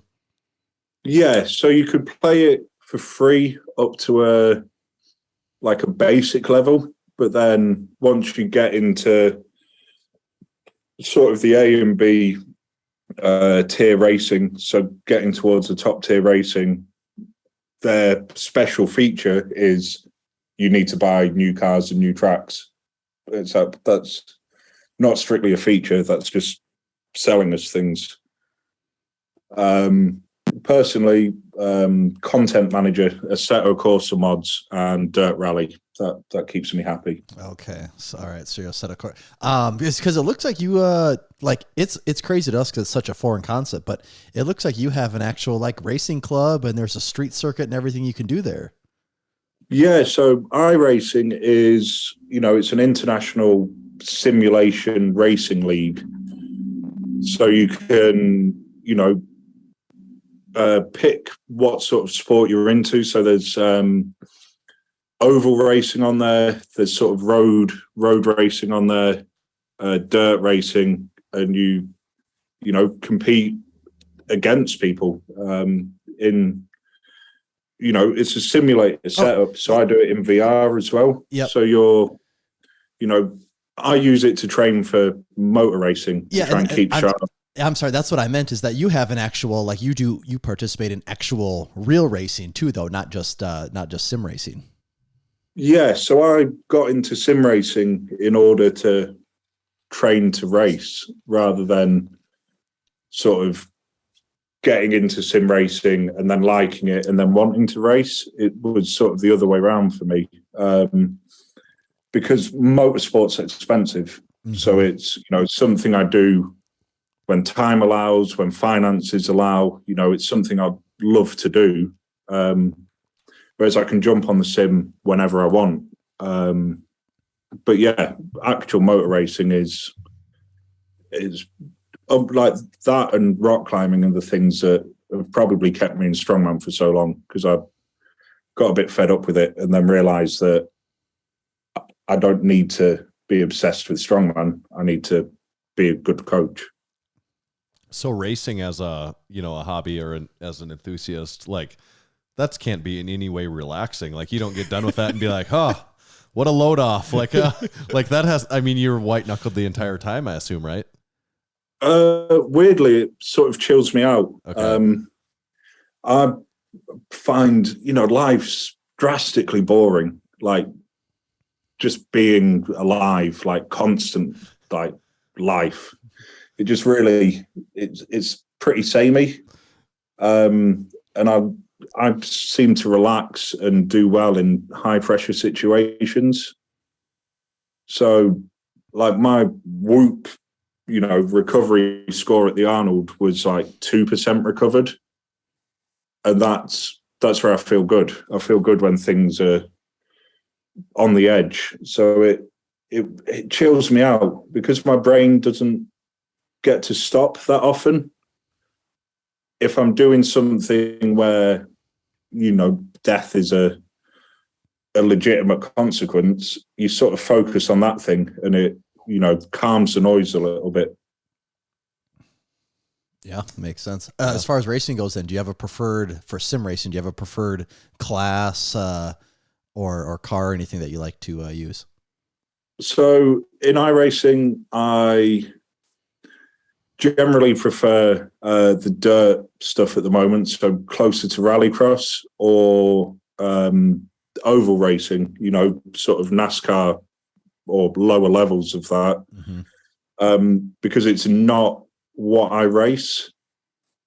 So you get used to dealing with stuff and, I find it more fun. If I was doing sort of, what do you call it in the States? Road course racing, I'd be getting more frustrated because that's the thing I love to do. So I, expect everyone to act like professional racing drivers, whereas in reality, it's a video game and most of us are sat in a house. So doing the other sides of motorsport is the benefit of the sim. I'm not going to be able to drive it's highly unlikely I'm going to drive a 1950s Formula One car, but I can have a go at it in the simulator. And that's what I enjoy about it, is just driving stuff that I'm not good at driving, because if you can learn to collect a car that's going out of control, then it carries over to being able to do that in real life. Yeah. It's really weird, but you drive along sort of in the real car and the back end starts to step out, and before you realize what's happened, you've corrected it. And that's only come from sort of sim racing. And I think because you have less realistic feedback, because obviously it doesn't move, like the simulator's not moving. So it becomes very sort of automatic, the response to things going wrong. And it's sort of helped in real cars. Things have come a long way since Grand Theft Auto 2, haven't they? I mean, that's still one of the best games, though. And that still holds up. Like, the original Grand Theft Auto was like life-changing with the top-down camera. I loved the top-down one. I loved that. Yeah. That's such a terrible game. And I know. I feel like a lot of people didn't play, like, don't know that one, or if you're of a certain age, you never played the top-down one. I have a very limited experience with that one. We had, like, in my high school, that was one of the things that got on all the computers, and we would all play that top-down Grand Theft Auto. That's still my favorite Grand Theft Auto. I liked it because it was proper Grand Theft Auto, but because, I mean, at the time the graphics were decent, but looking back, they're horrific. Right. Yeah. And it's top down, so it feels almost family friendly until you realize, you know, you're murdering hookers and stealing cars. Yeah. It becomes more real when you get the actual, like, when it's first person view. You sort of wonder why there's a generation of, 30-odd-year-olds who are as fucked up as we all are. And like, it's like, because as a child, we got you this fun video game. Yep. Okay. Overrated or underrated? Stick welding.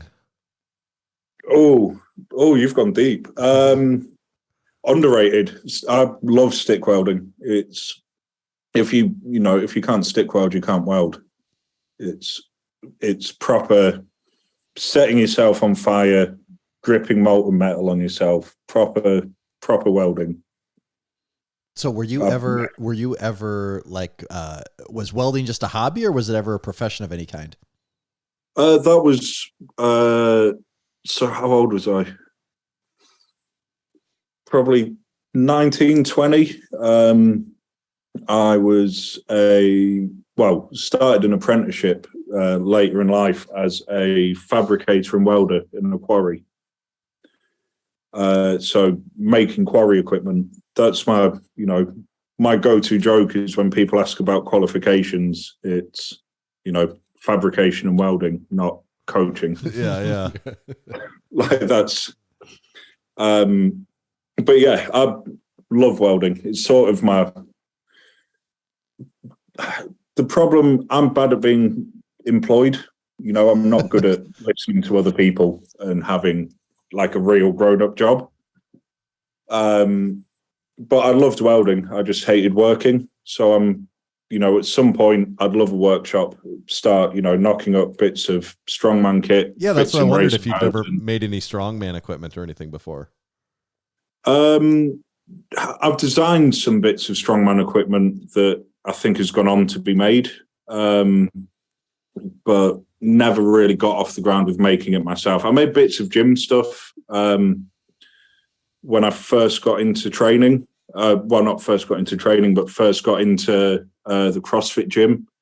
I made a couple of bits for them, but not Strongman kit, which feels really weird. But if Miller or Lincoln want to truck me over a welding set, I'll start knocking up Strongman kit. I think we've actually got a Miller. We know a guy. We've got a Miller connection of avid listener of the podcast here that works for Miller. So maybe we can set something up. Well, if you can edit that so I don't say Lincoln, that'd be. Yeah. I said Miller first, so to be fair, that's true. Yeah, perfect. True blue. That's other American words, stuff like that. Overrated or underrated? Climbing free solo climbing. So the film, it's a weird one. So the film, as a piece of cinema, is underrated because Jimmy Chin did some unbelievable stuff to get it. But the public view of it, I think, is overrated. Alex Honnold's done better stuff. He's so he's not a great climber with big air quotes. You know, he's not doing the hardest routes in the world, but as a soloist, he's unbelievable. And the act of free soloing, massively underrated. People are pussies. They don't like you doing it. You get it. It's like, people ask, like, why are you soloing? And it's like, because it's fucking fun. Like, go climbing, be scared.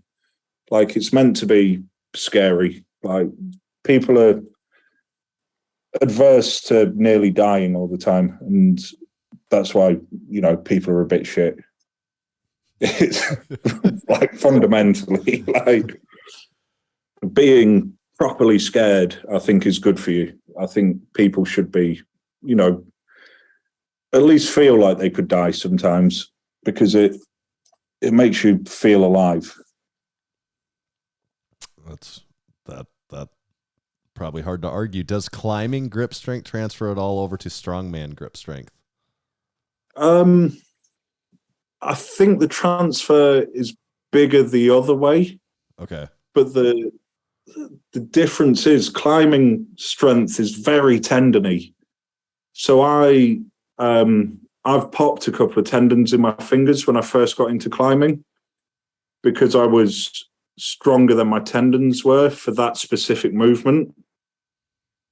So I think there's a transfer in terms of resilience, but not necessarily pure strength, if that makes sense. Yeah, that does. So there's a climber called Yves Gravel who has a couple of grip strength world records. He's, you know, done loads of stuff on Rolling Thunders. He doing pull-ups on his little fingers. You know, he's got a mad grip. But I'm not sure which way round has the biggest benefit. I feel like grip sport would have more benefit to climbing if you had the tendon strength already. Mm-hmm. Whereas I think climbing strength it's a bit more niche, and it's, you know, it's a very mechanical strength. Whereas the strongman grip is you just grabbing hold of stuff and you've got to deal with it. Whereas climbing, you tend to maximize advantages. You're getting little cracks. So you're putting a lot of strain through the tendon, but unless you're trying really hard or you're over gripping, it feels totally different to sort of grip training. I'm just lucky if I can climb out of bed in the morning. I don't bother with that. I just, you know, just don't get up. Roll out of bed, all over. It'll be fine. Our last topic, and we always save the best and most important for last, sometimes the most controversial. So your performance of a lot of options. Yeah. Your performance of the whole show kind of rides on this last one. So overrated or underrated mullets? Oh, underrated. It's the greatest haircut. Business in the front, party in the back. What more do you need? That's true. Is the mullet gaining any popularity overseas over there? Are you seeing more of them showing up? Yeah, weirdly, like, you know, like private schools, mm-hmm. like weirdly popular in private schools for some reason. But it's weird because people, like, I had fairly long hair and then got bored because it was lockdown and cut a mullet in. And people were like really angry that I'd done that. Really? And I was like, but it's just fucking hair. Like, it'll grow back at some point. And then I was sim racing one day, and you know when things aren't quite going well when you're doing something and everything annoys you. Mm-hmm. So I just shaved my head because I could, you know, in my mind at the time, the reason I wasn't winning races was because I could feel a little bit of hair on my forehead. So I just shaved my head. And then people got really angry that I'd done that. Because they're like, you can't get rid of the mullet. I'm like, I can, because it's hair. So what I did was just cut it all off. And then the mullet came back, and it seems to, I've sort of fucked up because I'm going to be an 80-year-old man with a mullet. You can't get rid of it now. But I like it.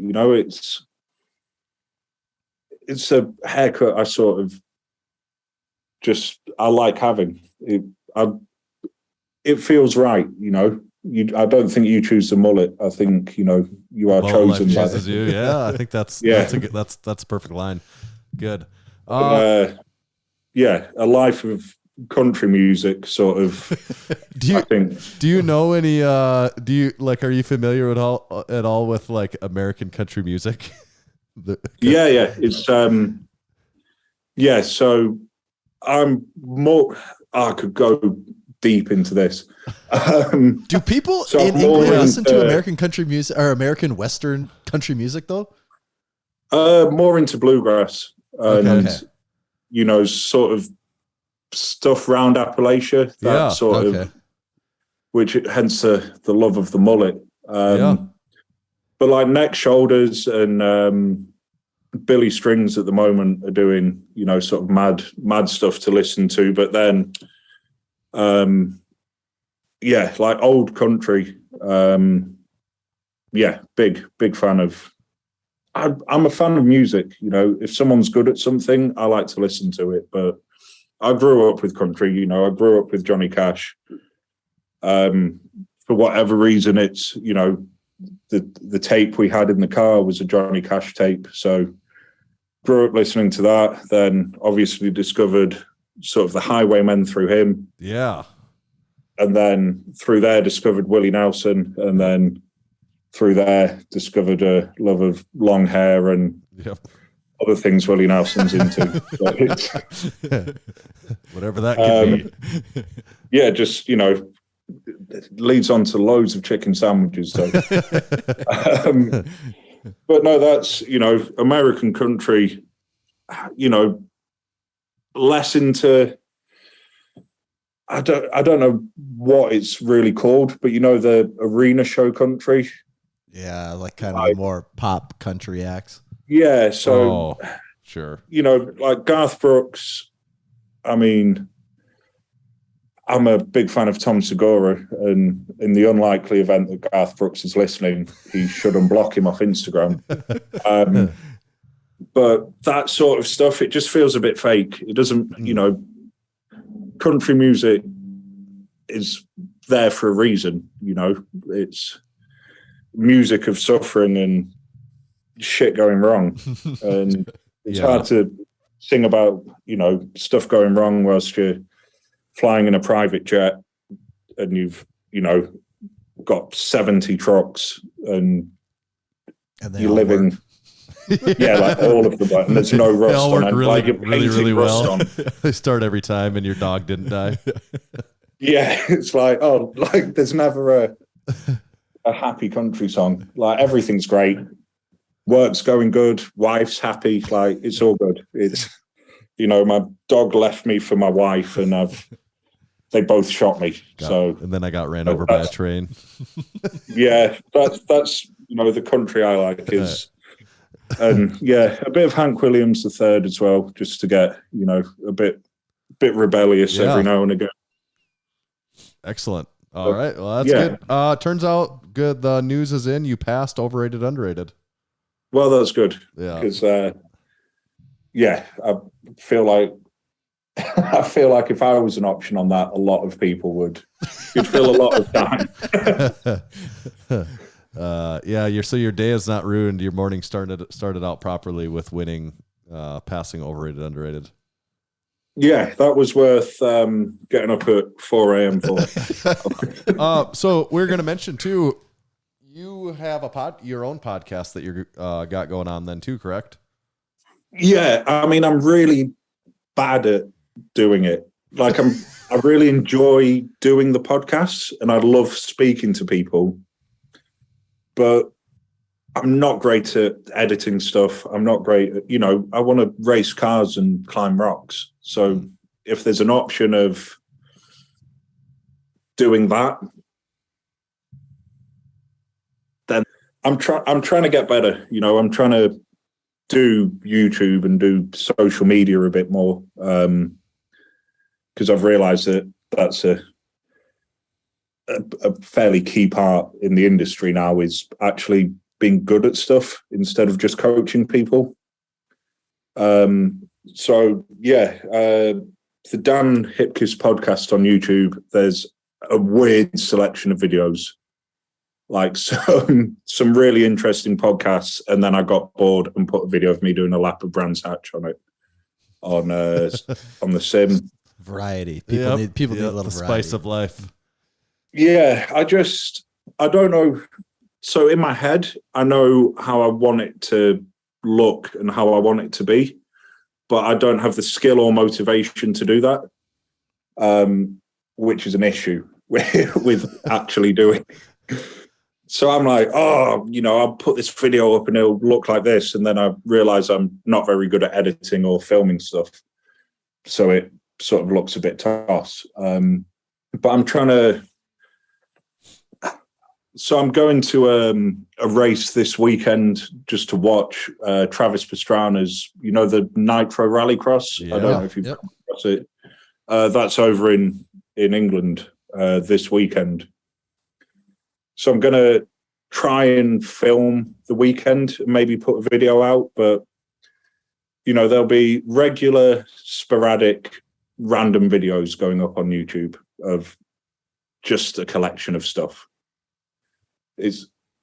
I want to use it to document what I'm doing rather than trying to fit into a box. And if people like it, they like it. If they don't, they don't. I think I earned 23p off it last month, so I'm not raking in the money. I'll do it. We have to be honest. That could mean $1 or $1 million. We don't know the difference. So yeah. Less than a quarter. No, let's go with several 100,000. You could have fooled us with that. But yeah, trying to get better at stuff. Sort of relaunching my coaching. I can't even call it a coaching business because I've been so terrible at running a business. But July 1st, I'm going to launch myself properly as a business, get a new website, start, actually getting paid on time by people instead of just, I coach because I love it. I get to help people. And to me, that's, worth more than money. However, to the people who, like landlords and stuff, money's worth more than money. Right. So, I need to run like a business and sort of get my shit together a little bit. But yeah, that's the plan, is to get better at social media and get better at just,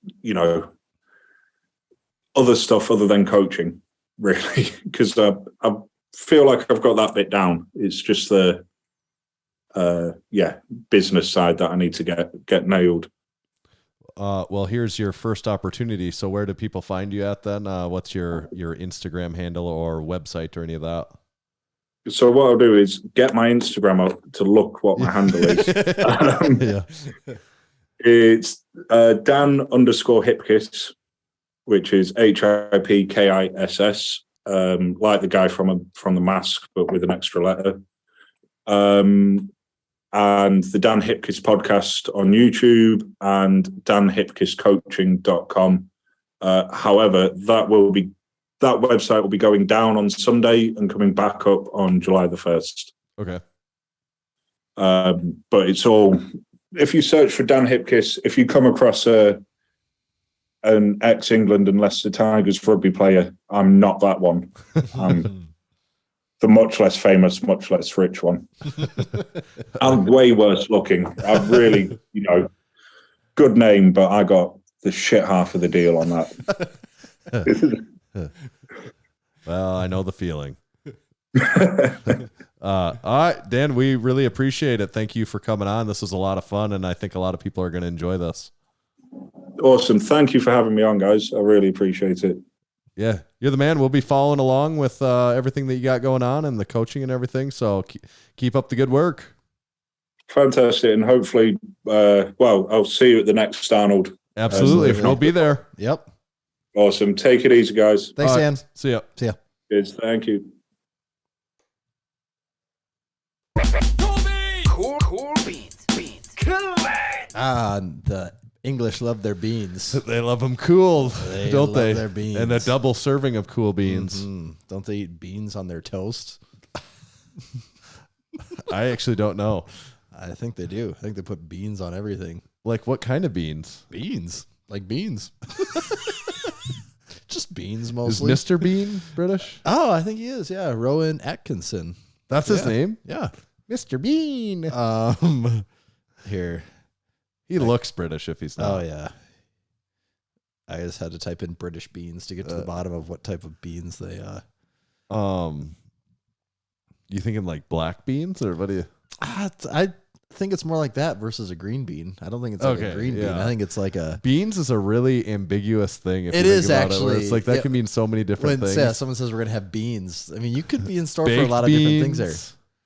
You know, baked beans are a lot different than a pile of black beans, are a lot different than a serving of green beans. British baked beans seems to be. What kind of beans do they eat in England? British baked beans are traditionally made with navy beans. Now you know. So baked beans, you think it's a barbecue-y sauce? Well, like it looks ours? like it in the pictures here. Okay. But I think they eat a lot of beans on stuff. Do you think that baked? yeah, right here. British style beans on toast. Roll Like beans on their toast. Roll that beautiful Roll. bean footage. Name that company. Is that Bush's? Yeah, I think so. Okay. Right? Does Bush's the also dog? have the one with the dog? I was going to the say talking golden that's retriever. trying to steal that damn family recipe. I don't think he doesn't. He say roll that beautiful bean footage. Is that all the same commercial? It could Nobody be. knows. I couldn't name another beans company. Do you though. like baked beans? I actually do. You know what was a staple for me when I was 1920, that the can in the cans that had the pull top, the ones that had like Franken beans, I guess is what you'd call it. Oh. Where it had the cut up hot dogs inside Yeah. of it. Because the beans aren't enough. You have to have little A slices more of a hot dog substantial that are another substantial protein source in there. Yeah. Baked Or- beans, decent protein in baked beans. I though, think or there not? is, yeah. Or Probably when a you lot get of sugar. when you get the Oh. Bushes, yeah, I'm sure there's Yeah. a ton of sugar. When you get the Bushes ones, it's like the bacon flavor or whatever, Yeah. and there's like two of the tiniest little chunks of bacon inside there. Yeah. Like there can't be more than 3 cents worth of bacon in that entire can. Right. Are baked beans good or not? I think they are. I mean, do you think they're really good or What's the other one that people make where they put like meat in them and everything? Isn't it like cowboy? Oh, chili. yeah. It's funny, isn't it? Like baked beans and chili are not that far apart from each other. They're right? really not. Yeah, cowboy beans. You know what those are? It's like it is kind of more like chili. I was going to say basically. that sounds like It's chili, it's basically, but it's still bean heavy. but it's mostly beans. It's mostly beans, and it's Okay. not quite as much sauce as chili. I think the amount of sauce. yeah, well, yeah. and these beans Some are, baked beans are pretty runny. but though. tomato or chili is tomato based. You know. Yeah. Whereas these, I don't believe are tomato based. I like my chili hot. I like my chili so damn hot you can boil a pig's ass in a spoonful.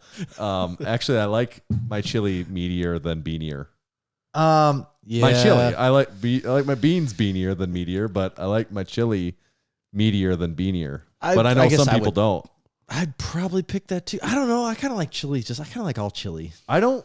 I just don't want my chili to be like I'm eating tomato soup with No. little beans and a little bit of meat in it. It needs to be like chunky. I don't mind the taste of all the beans and chili, but I don't like the look of some of the beans. I don't like the look of those big beans. Like I want kidney beans. Yeah, I want to even like not know that it's on my spoon. Or is because it? Yeah. like I don't like the way that those look. Those are not. I know what you mean, but it doesn't bother me that much. Okay. But I do know what you mean. But I don't think they taste. I think it all.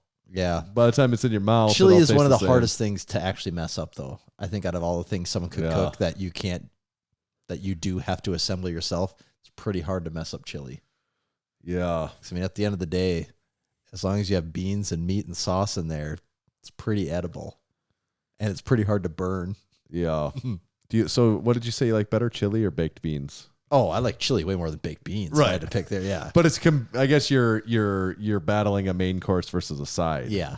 Because baked beans are never a main course. No, God, I But hope chili not. is always a main course. Yes. Yes. Although I'm a kind of have a soup thing where I'm like, soup is not a main course, and chili is like adjacent, very my adjacent wife to soup. thinks the best thing in the world is when you go, not this time of year, but in our 9-month winter we have, when you can go somewhere for lunch and get soup and a sandwich. I'm like, you used your soup and a cold sandwich. You could have got anything, and you picked soup and a sandwich, and she thinks it's amazing. And I take issue with that being a meal.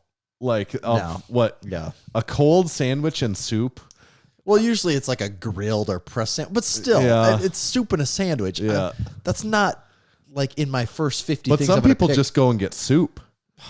Like, is soup a meal? Well, I could sort of understand if it's like a chili or like a heavy like chowder or something like that. Chili, I think, is the one to me that you can make can be the main. But course. I'm not. But I'd still rather chili not be the leader of the. No, and I'm not sure I've ever ordered just soup at a restaurant before. You'd have to be a psychopath to I get have a lot of soup be your things that main. have gone wrong in my day for that to happen. Yeah. Could you get full? Like, if you were really hungry, you'd be like, bring on the soup. And it's not like chili. Be like, just keep the soup coming. Well, like at Olive Garden when they do the unlimited, the endless. Most of that shit is like you don't want more than one. Well, because you barely even want to finish the one. Because that's kind of like a cream-based, dairy-based thing too. Like how much dairy do you need floating, like hot dairy with meat in it? Do you need floating in your stomach with some breadsticks floating on top of that too? Just a good base. Yeah. Mostly all of that endless stuff is, I would say, unless it's like endless seafood. Like if it was like endless, not even a seafood fan, but just unless it's like endless steak or endless lobster or something, it's kind of a scam. Yeah. It's got to be something that I really am like, no, this stuff's expensive. And if it's endless, I can put away way more than I would normally get endless, to. Endless salad and breadsticks. No, I get it. It's tasty, but it's not much of substance there. No. So Dan was good though. Dan was real good. I think that was fun, right? That was a lot of fun. It's always just amazing to hear that people have accents, and he's probably thinking the same thing talking to us. Like, what is that accent that those guys have? It is actually really funny. We're watching Boardwalk Empire on HBO. And I just thought of something. Don't let me forget it. Okay. Don't let you'll want to hear. And there's another thing we have to talk about the golf ball thing. It's funny in Boardwalk Empire. That's with who's that actor? Who's the actor? The really weird. Steve Buscemi. Steve Buscemi. I just kept wanting to say what his character Boardwalk Empire is good. I've watched. It's a great show. Oh, you have? Yeah. Oh, not recently, but it just registered to me that I know that. Yes, it's good. We're like halfway through the 4th season. Yeah. There's only 5 seasons, so we're getting there. It's kind of like if you just put The Sopranos in like the 40s. Boardwalk, okay. But his brother, Yep, and he's the city manager of Boardwalk Empire. As I was thinking about it in my head, I had to parcel out Peaky Blinders from Boardwalk Empire. Have you ever seen Peaky Blinders? I still have not seen that yet. No. Oh, okay. But in Boardwalk Empire, though, it's really funny because one of the characters is married to a woman and this is like in the 1940s. I think that's whenever Prohibition was. The 30s? I can't remember. I think 30s, 20s, 30s. So one of the characters is married to a lady that is a Norwegian immigrant. Right. And just the way she talks, it's like, that is how you can just tell that's how the Norwegian heritage is so thick around here because the way she talks is so much how other people talk. Yeah. And I get it. Like she's putting on an act, but it is just funny that the Norwegian accent that she's playing. Did you do an imitation of how she talks? It's like a husband. It's like dirty. Yeah. But it's just that's what we sound like. Like everything is probably how we sound to people, but it's just funny how every time she talks to her husband, she says, and that's just how so many people around here, that's where the yep comes in. It's all kind of is the same thing, but the yeah. That's funny. What I was going to say, The Wire, still haven't watched it. Yeah. I had a revelation though. So The Wire isn't a new show. No. Okay. I thought The Wire was a new show. No. So The Wire is like from like the mid 2000s. I think the first season is like 2000. Okay. Yeah. That is news to me. That I found it was It's pre-Sopranos. Like I think Okay, it's they both ended up being on at the same time. But so The Wire it was started before Sopranos. Yes, it started before Sopranos. That is just No. The Sopranos hasn't been going in the Sopranos was 90s. before 9/11 even. I forget about that. Right. I still think That's crazy I it's still that think The old. Wire is But The Wire was around in like 2004 and like when I was in like high school. Yes, it was season 1 was 2002. Okay. So The Sopranos did beat The So Wire what channel did that air on? HBO. Okay, it did. Yeah.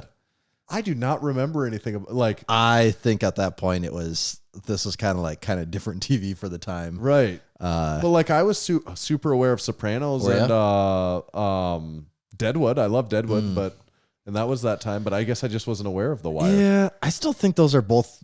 Well, Deadwood, especially around here, it has a little more cash because I remember hearing of Deadwood. Well, because yeah, right. here that name means something. I would still say that the Sopranos is way more approachable than The Wire. Like you could take anyone and just say, "Hey, sit down. We're going to watch this episode of The Sopranos." And even if you don't really know what's going on, you will find something entertaining, interesting in that episode. If you plop someone down in the middle of a Wire season, they're going to be like, "Oh man, I have no clue what's going on, and this makes no sense." Who's the actor? He was in The Office for a little while. He's the what's the line we say on We've here? literally done this before.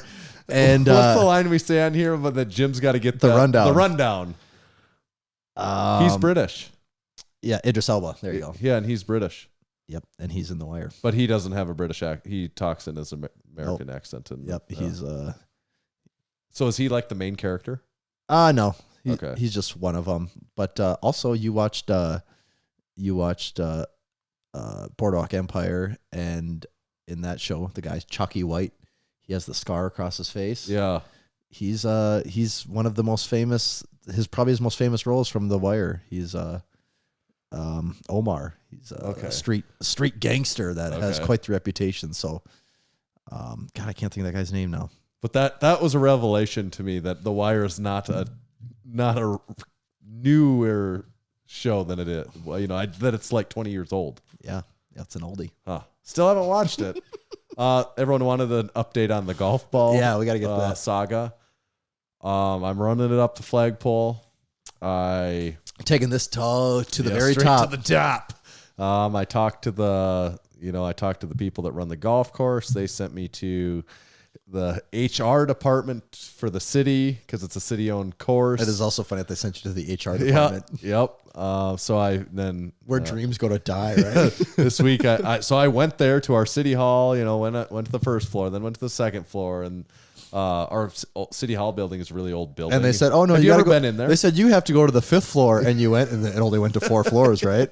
Pretty much. That got me. Yeah, I'd be like, Have you ever been in there though? Well, like in the actual city hall building, or like where you go to like renew like vehicle license? No, like the city hall building.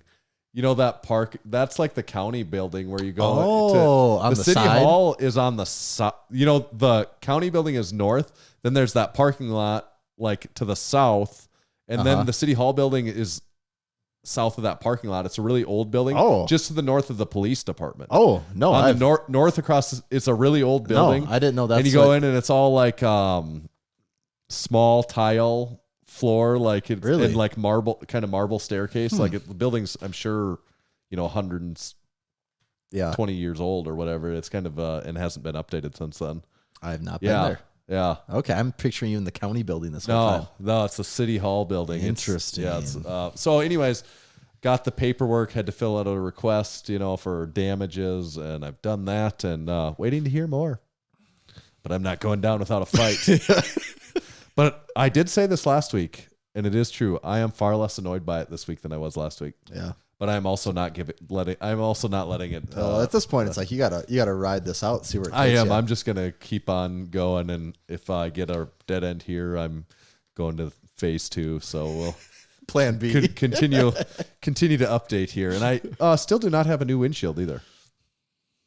Just toughing it out. Yeah. And I did drive. Well, it'd be a shame to get a new one. It's still golfing season. So.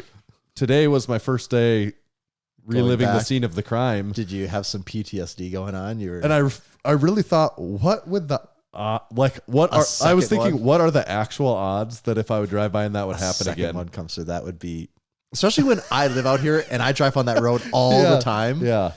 And it's never happened to me. Has it ever made you think sense? Have you ever driven by and thought about now it? that it's happened to you, Yeah. I've thought about it once or twice. Right. But I actually think more about like, God, this is like the middle of the fairway is like 50 yards, maybe more away. Yeah. And I get it if you have a bad shot, but I don't know. That's a really bad shot. I mean, I've probably done it before and not realized Yeah. it, I guess, but Yeah. Yeah.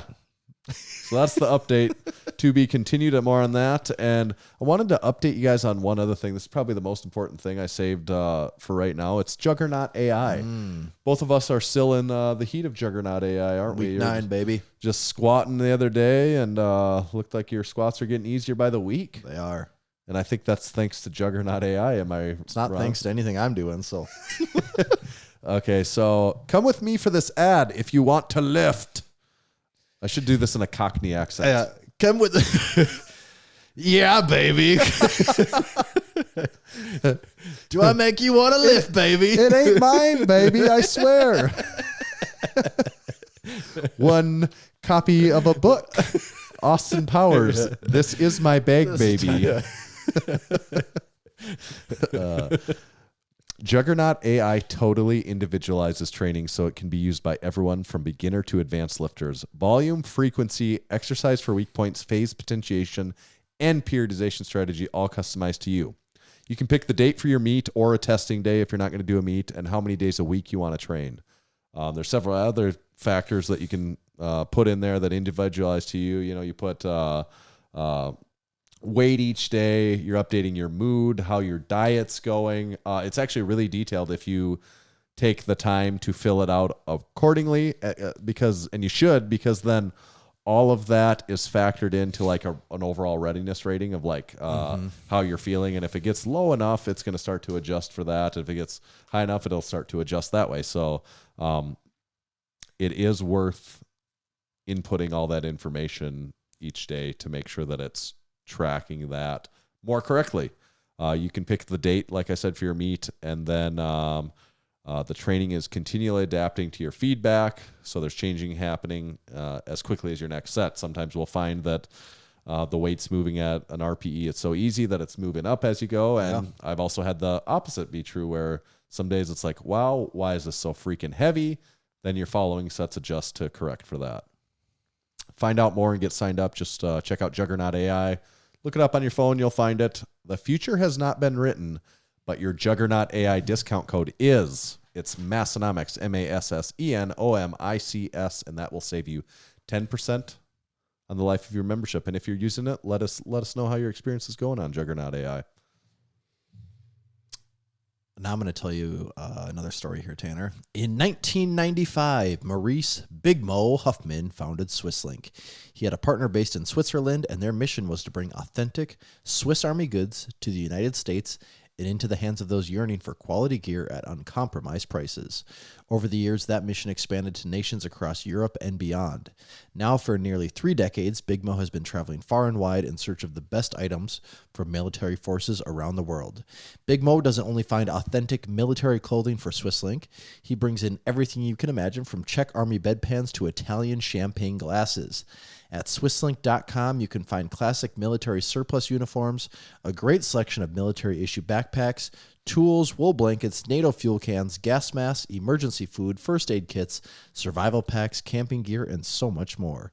Swisslink's unrivaled collection and dedication to quality customer service sets them apart from the rest.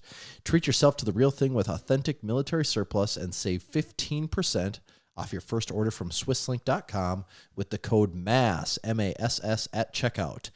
That's SWISSLINK.com. Thank you, Swisslink. And if you order something from Swisslink, make sure to tag us either in a post or in your story on Instagram. We'll share that. Yeah. Show us your NATO fuel can or your fine French If most stemware. baller status right now, and if you had like 5 NATO fuel cans all full, it'd be like sitting on gold bars. It'd be a real flex on everyone. That would be. You should probably do that for like the impending whatever. You is could impending. actually just fill them up with water and tell people there's fuel in them, and they'd believe you, and everyone's going to think you're rich then. The Fed raised interest rates by 0.75% today, 75 basis points, the largest single day increase since 1994. Okay, I was going to say it's got to be a lot. Yeah, and they're keep going on that. Another increase planned for probably the same amount in 1 month. Really? And maybe so what are they at right now? Prime interest rate now today is 4.75. They're going to raise it 3/4 again, would get us to 5.5, and then maybe another half and 6. By the end of the year, we might be at 6.5%. Home interest rate, if you're looking at 30-year mortgages, I think they're pushed up to right around 6 now, and that is going to go up. I wouldn't be surprised if by the end of the year, a 30-year, I don't know, I'm not in this, mortgages are outside of me, but just based on that, I wouldn't be surprised by the end of 2022, the average 30-year fixed mortgage rate is more like 8%. Oh, God. Yeah. How long do they will that go down? 2023 still increasing. Oh, and this is all subject to change based on whatever happens in the greater economic landscape. But that's what it looks like right now as of today. Well, this just reminded me of another financial thing that we used to talk about quite a bit and we've been really slacking on lately. Have you seen the price of Bitcoin lately, Tanner? It's way down, right? It's way down, yeah. Luckily, I mean, in this particular case, I don't own any, so it's not affecting me. Yeah. It's Is it down to, is it like $26,000 a Bitcoin? And it was like 20. 60? I think it was under, I think it hit 20 for the first time in like a year or something like that. I wonder what the long-term outlook on that. I mean, on an infinite timeline, pretty much everything always goes up. Right. But it's like most things right now. Investments are pretty volatile. Oh yeah, and a lot of things are doing poorly. I mean, it's with everything going on. Everything going on. I believe is what they say. Things are on course for here. That old bear market they keep talking about. And we're on course for a new drop this week. Speaking of everything getting real expensive and everyone's investments going down, why don't you buy something from us? Invest in something you can count on, and that's your happiness. Lift shorts. Yes. And the new items that we have coming out this week, which are coming out Thursday. So be on the lookout for our drop Thursday afternoon. That should hit at 4 p.m. Western, Northeast, South Dakota time, local time, Central time. We got some apparel items, some non-apparel items. A collaborative effort that is super cool. The art is awesome on that. And we've got something like if you want to pimp your ride, you're going to want to get in on this drop. If you're going to want to pimp your gym and that sort of thing, there'll be something in this drop for you too. Yeah. All right, I really got to pee. It is 11:59, so we're going to end this right at midnight. By the time the song rolls, we'll hit midnight. So tell me where they find you. You can find me at Tomahawk_D. You can follow me at Tanner_Baird, but just make sure to follow Massenomics at Massenomics. See ya.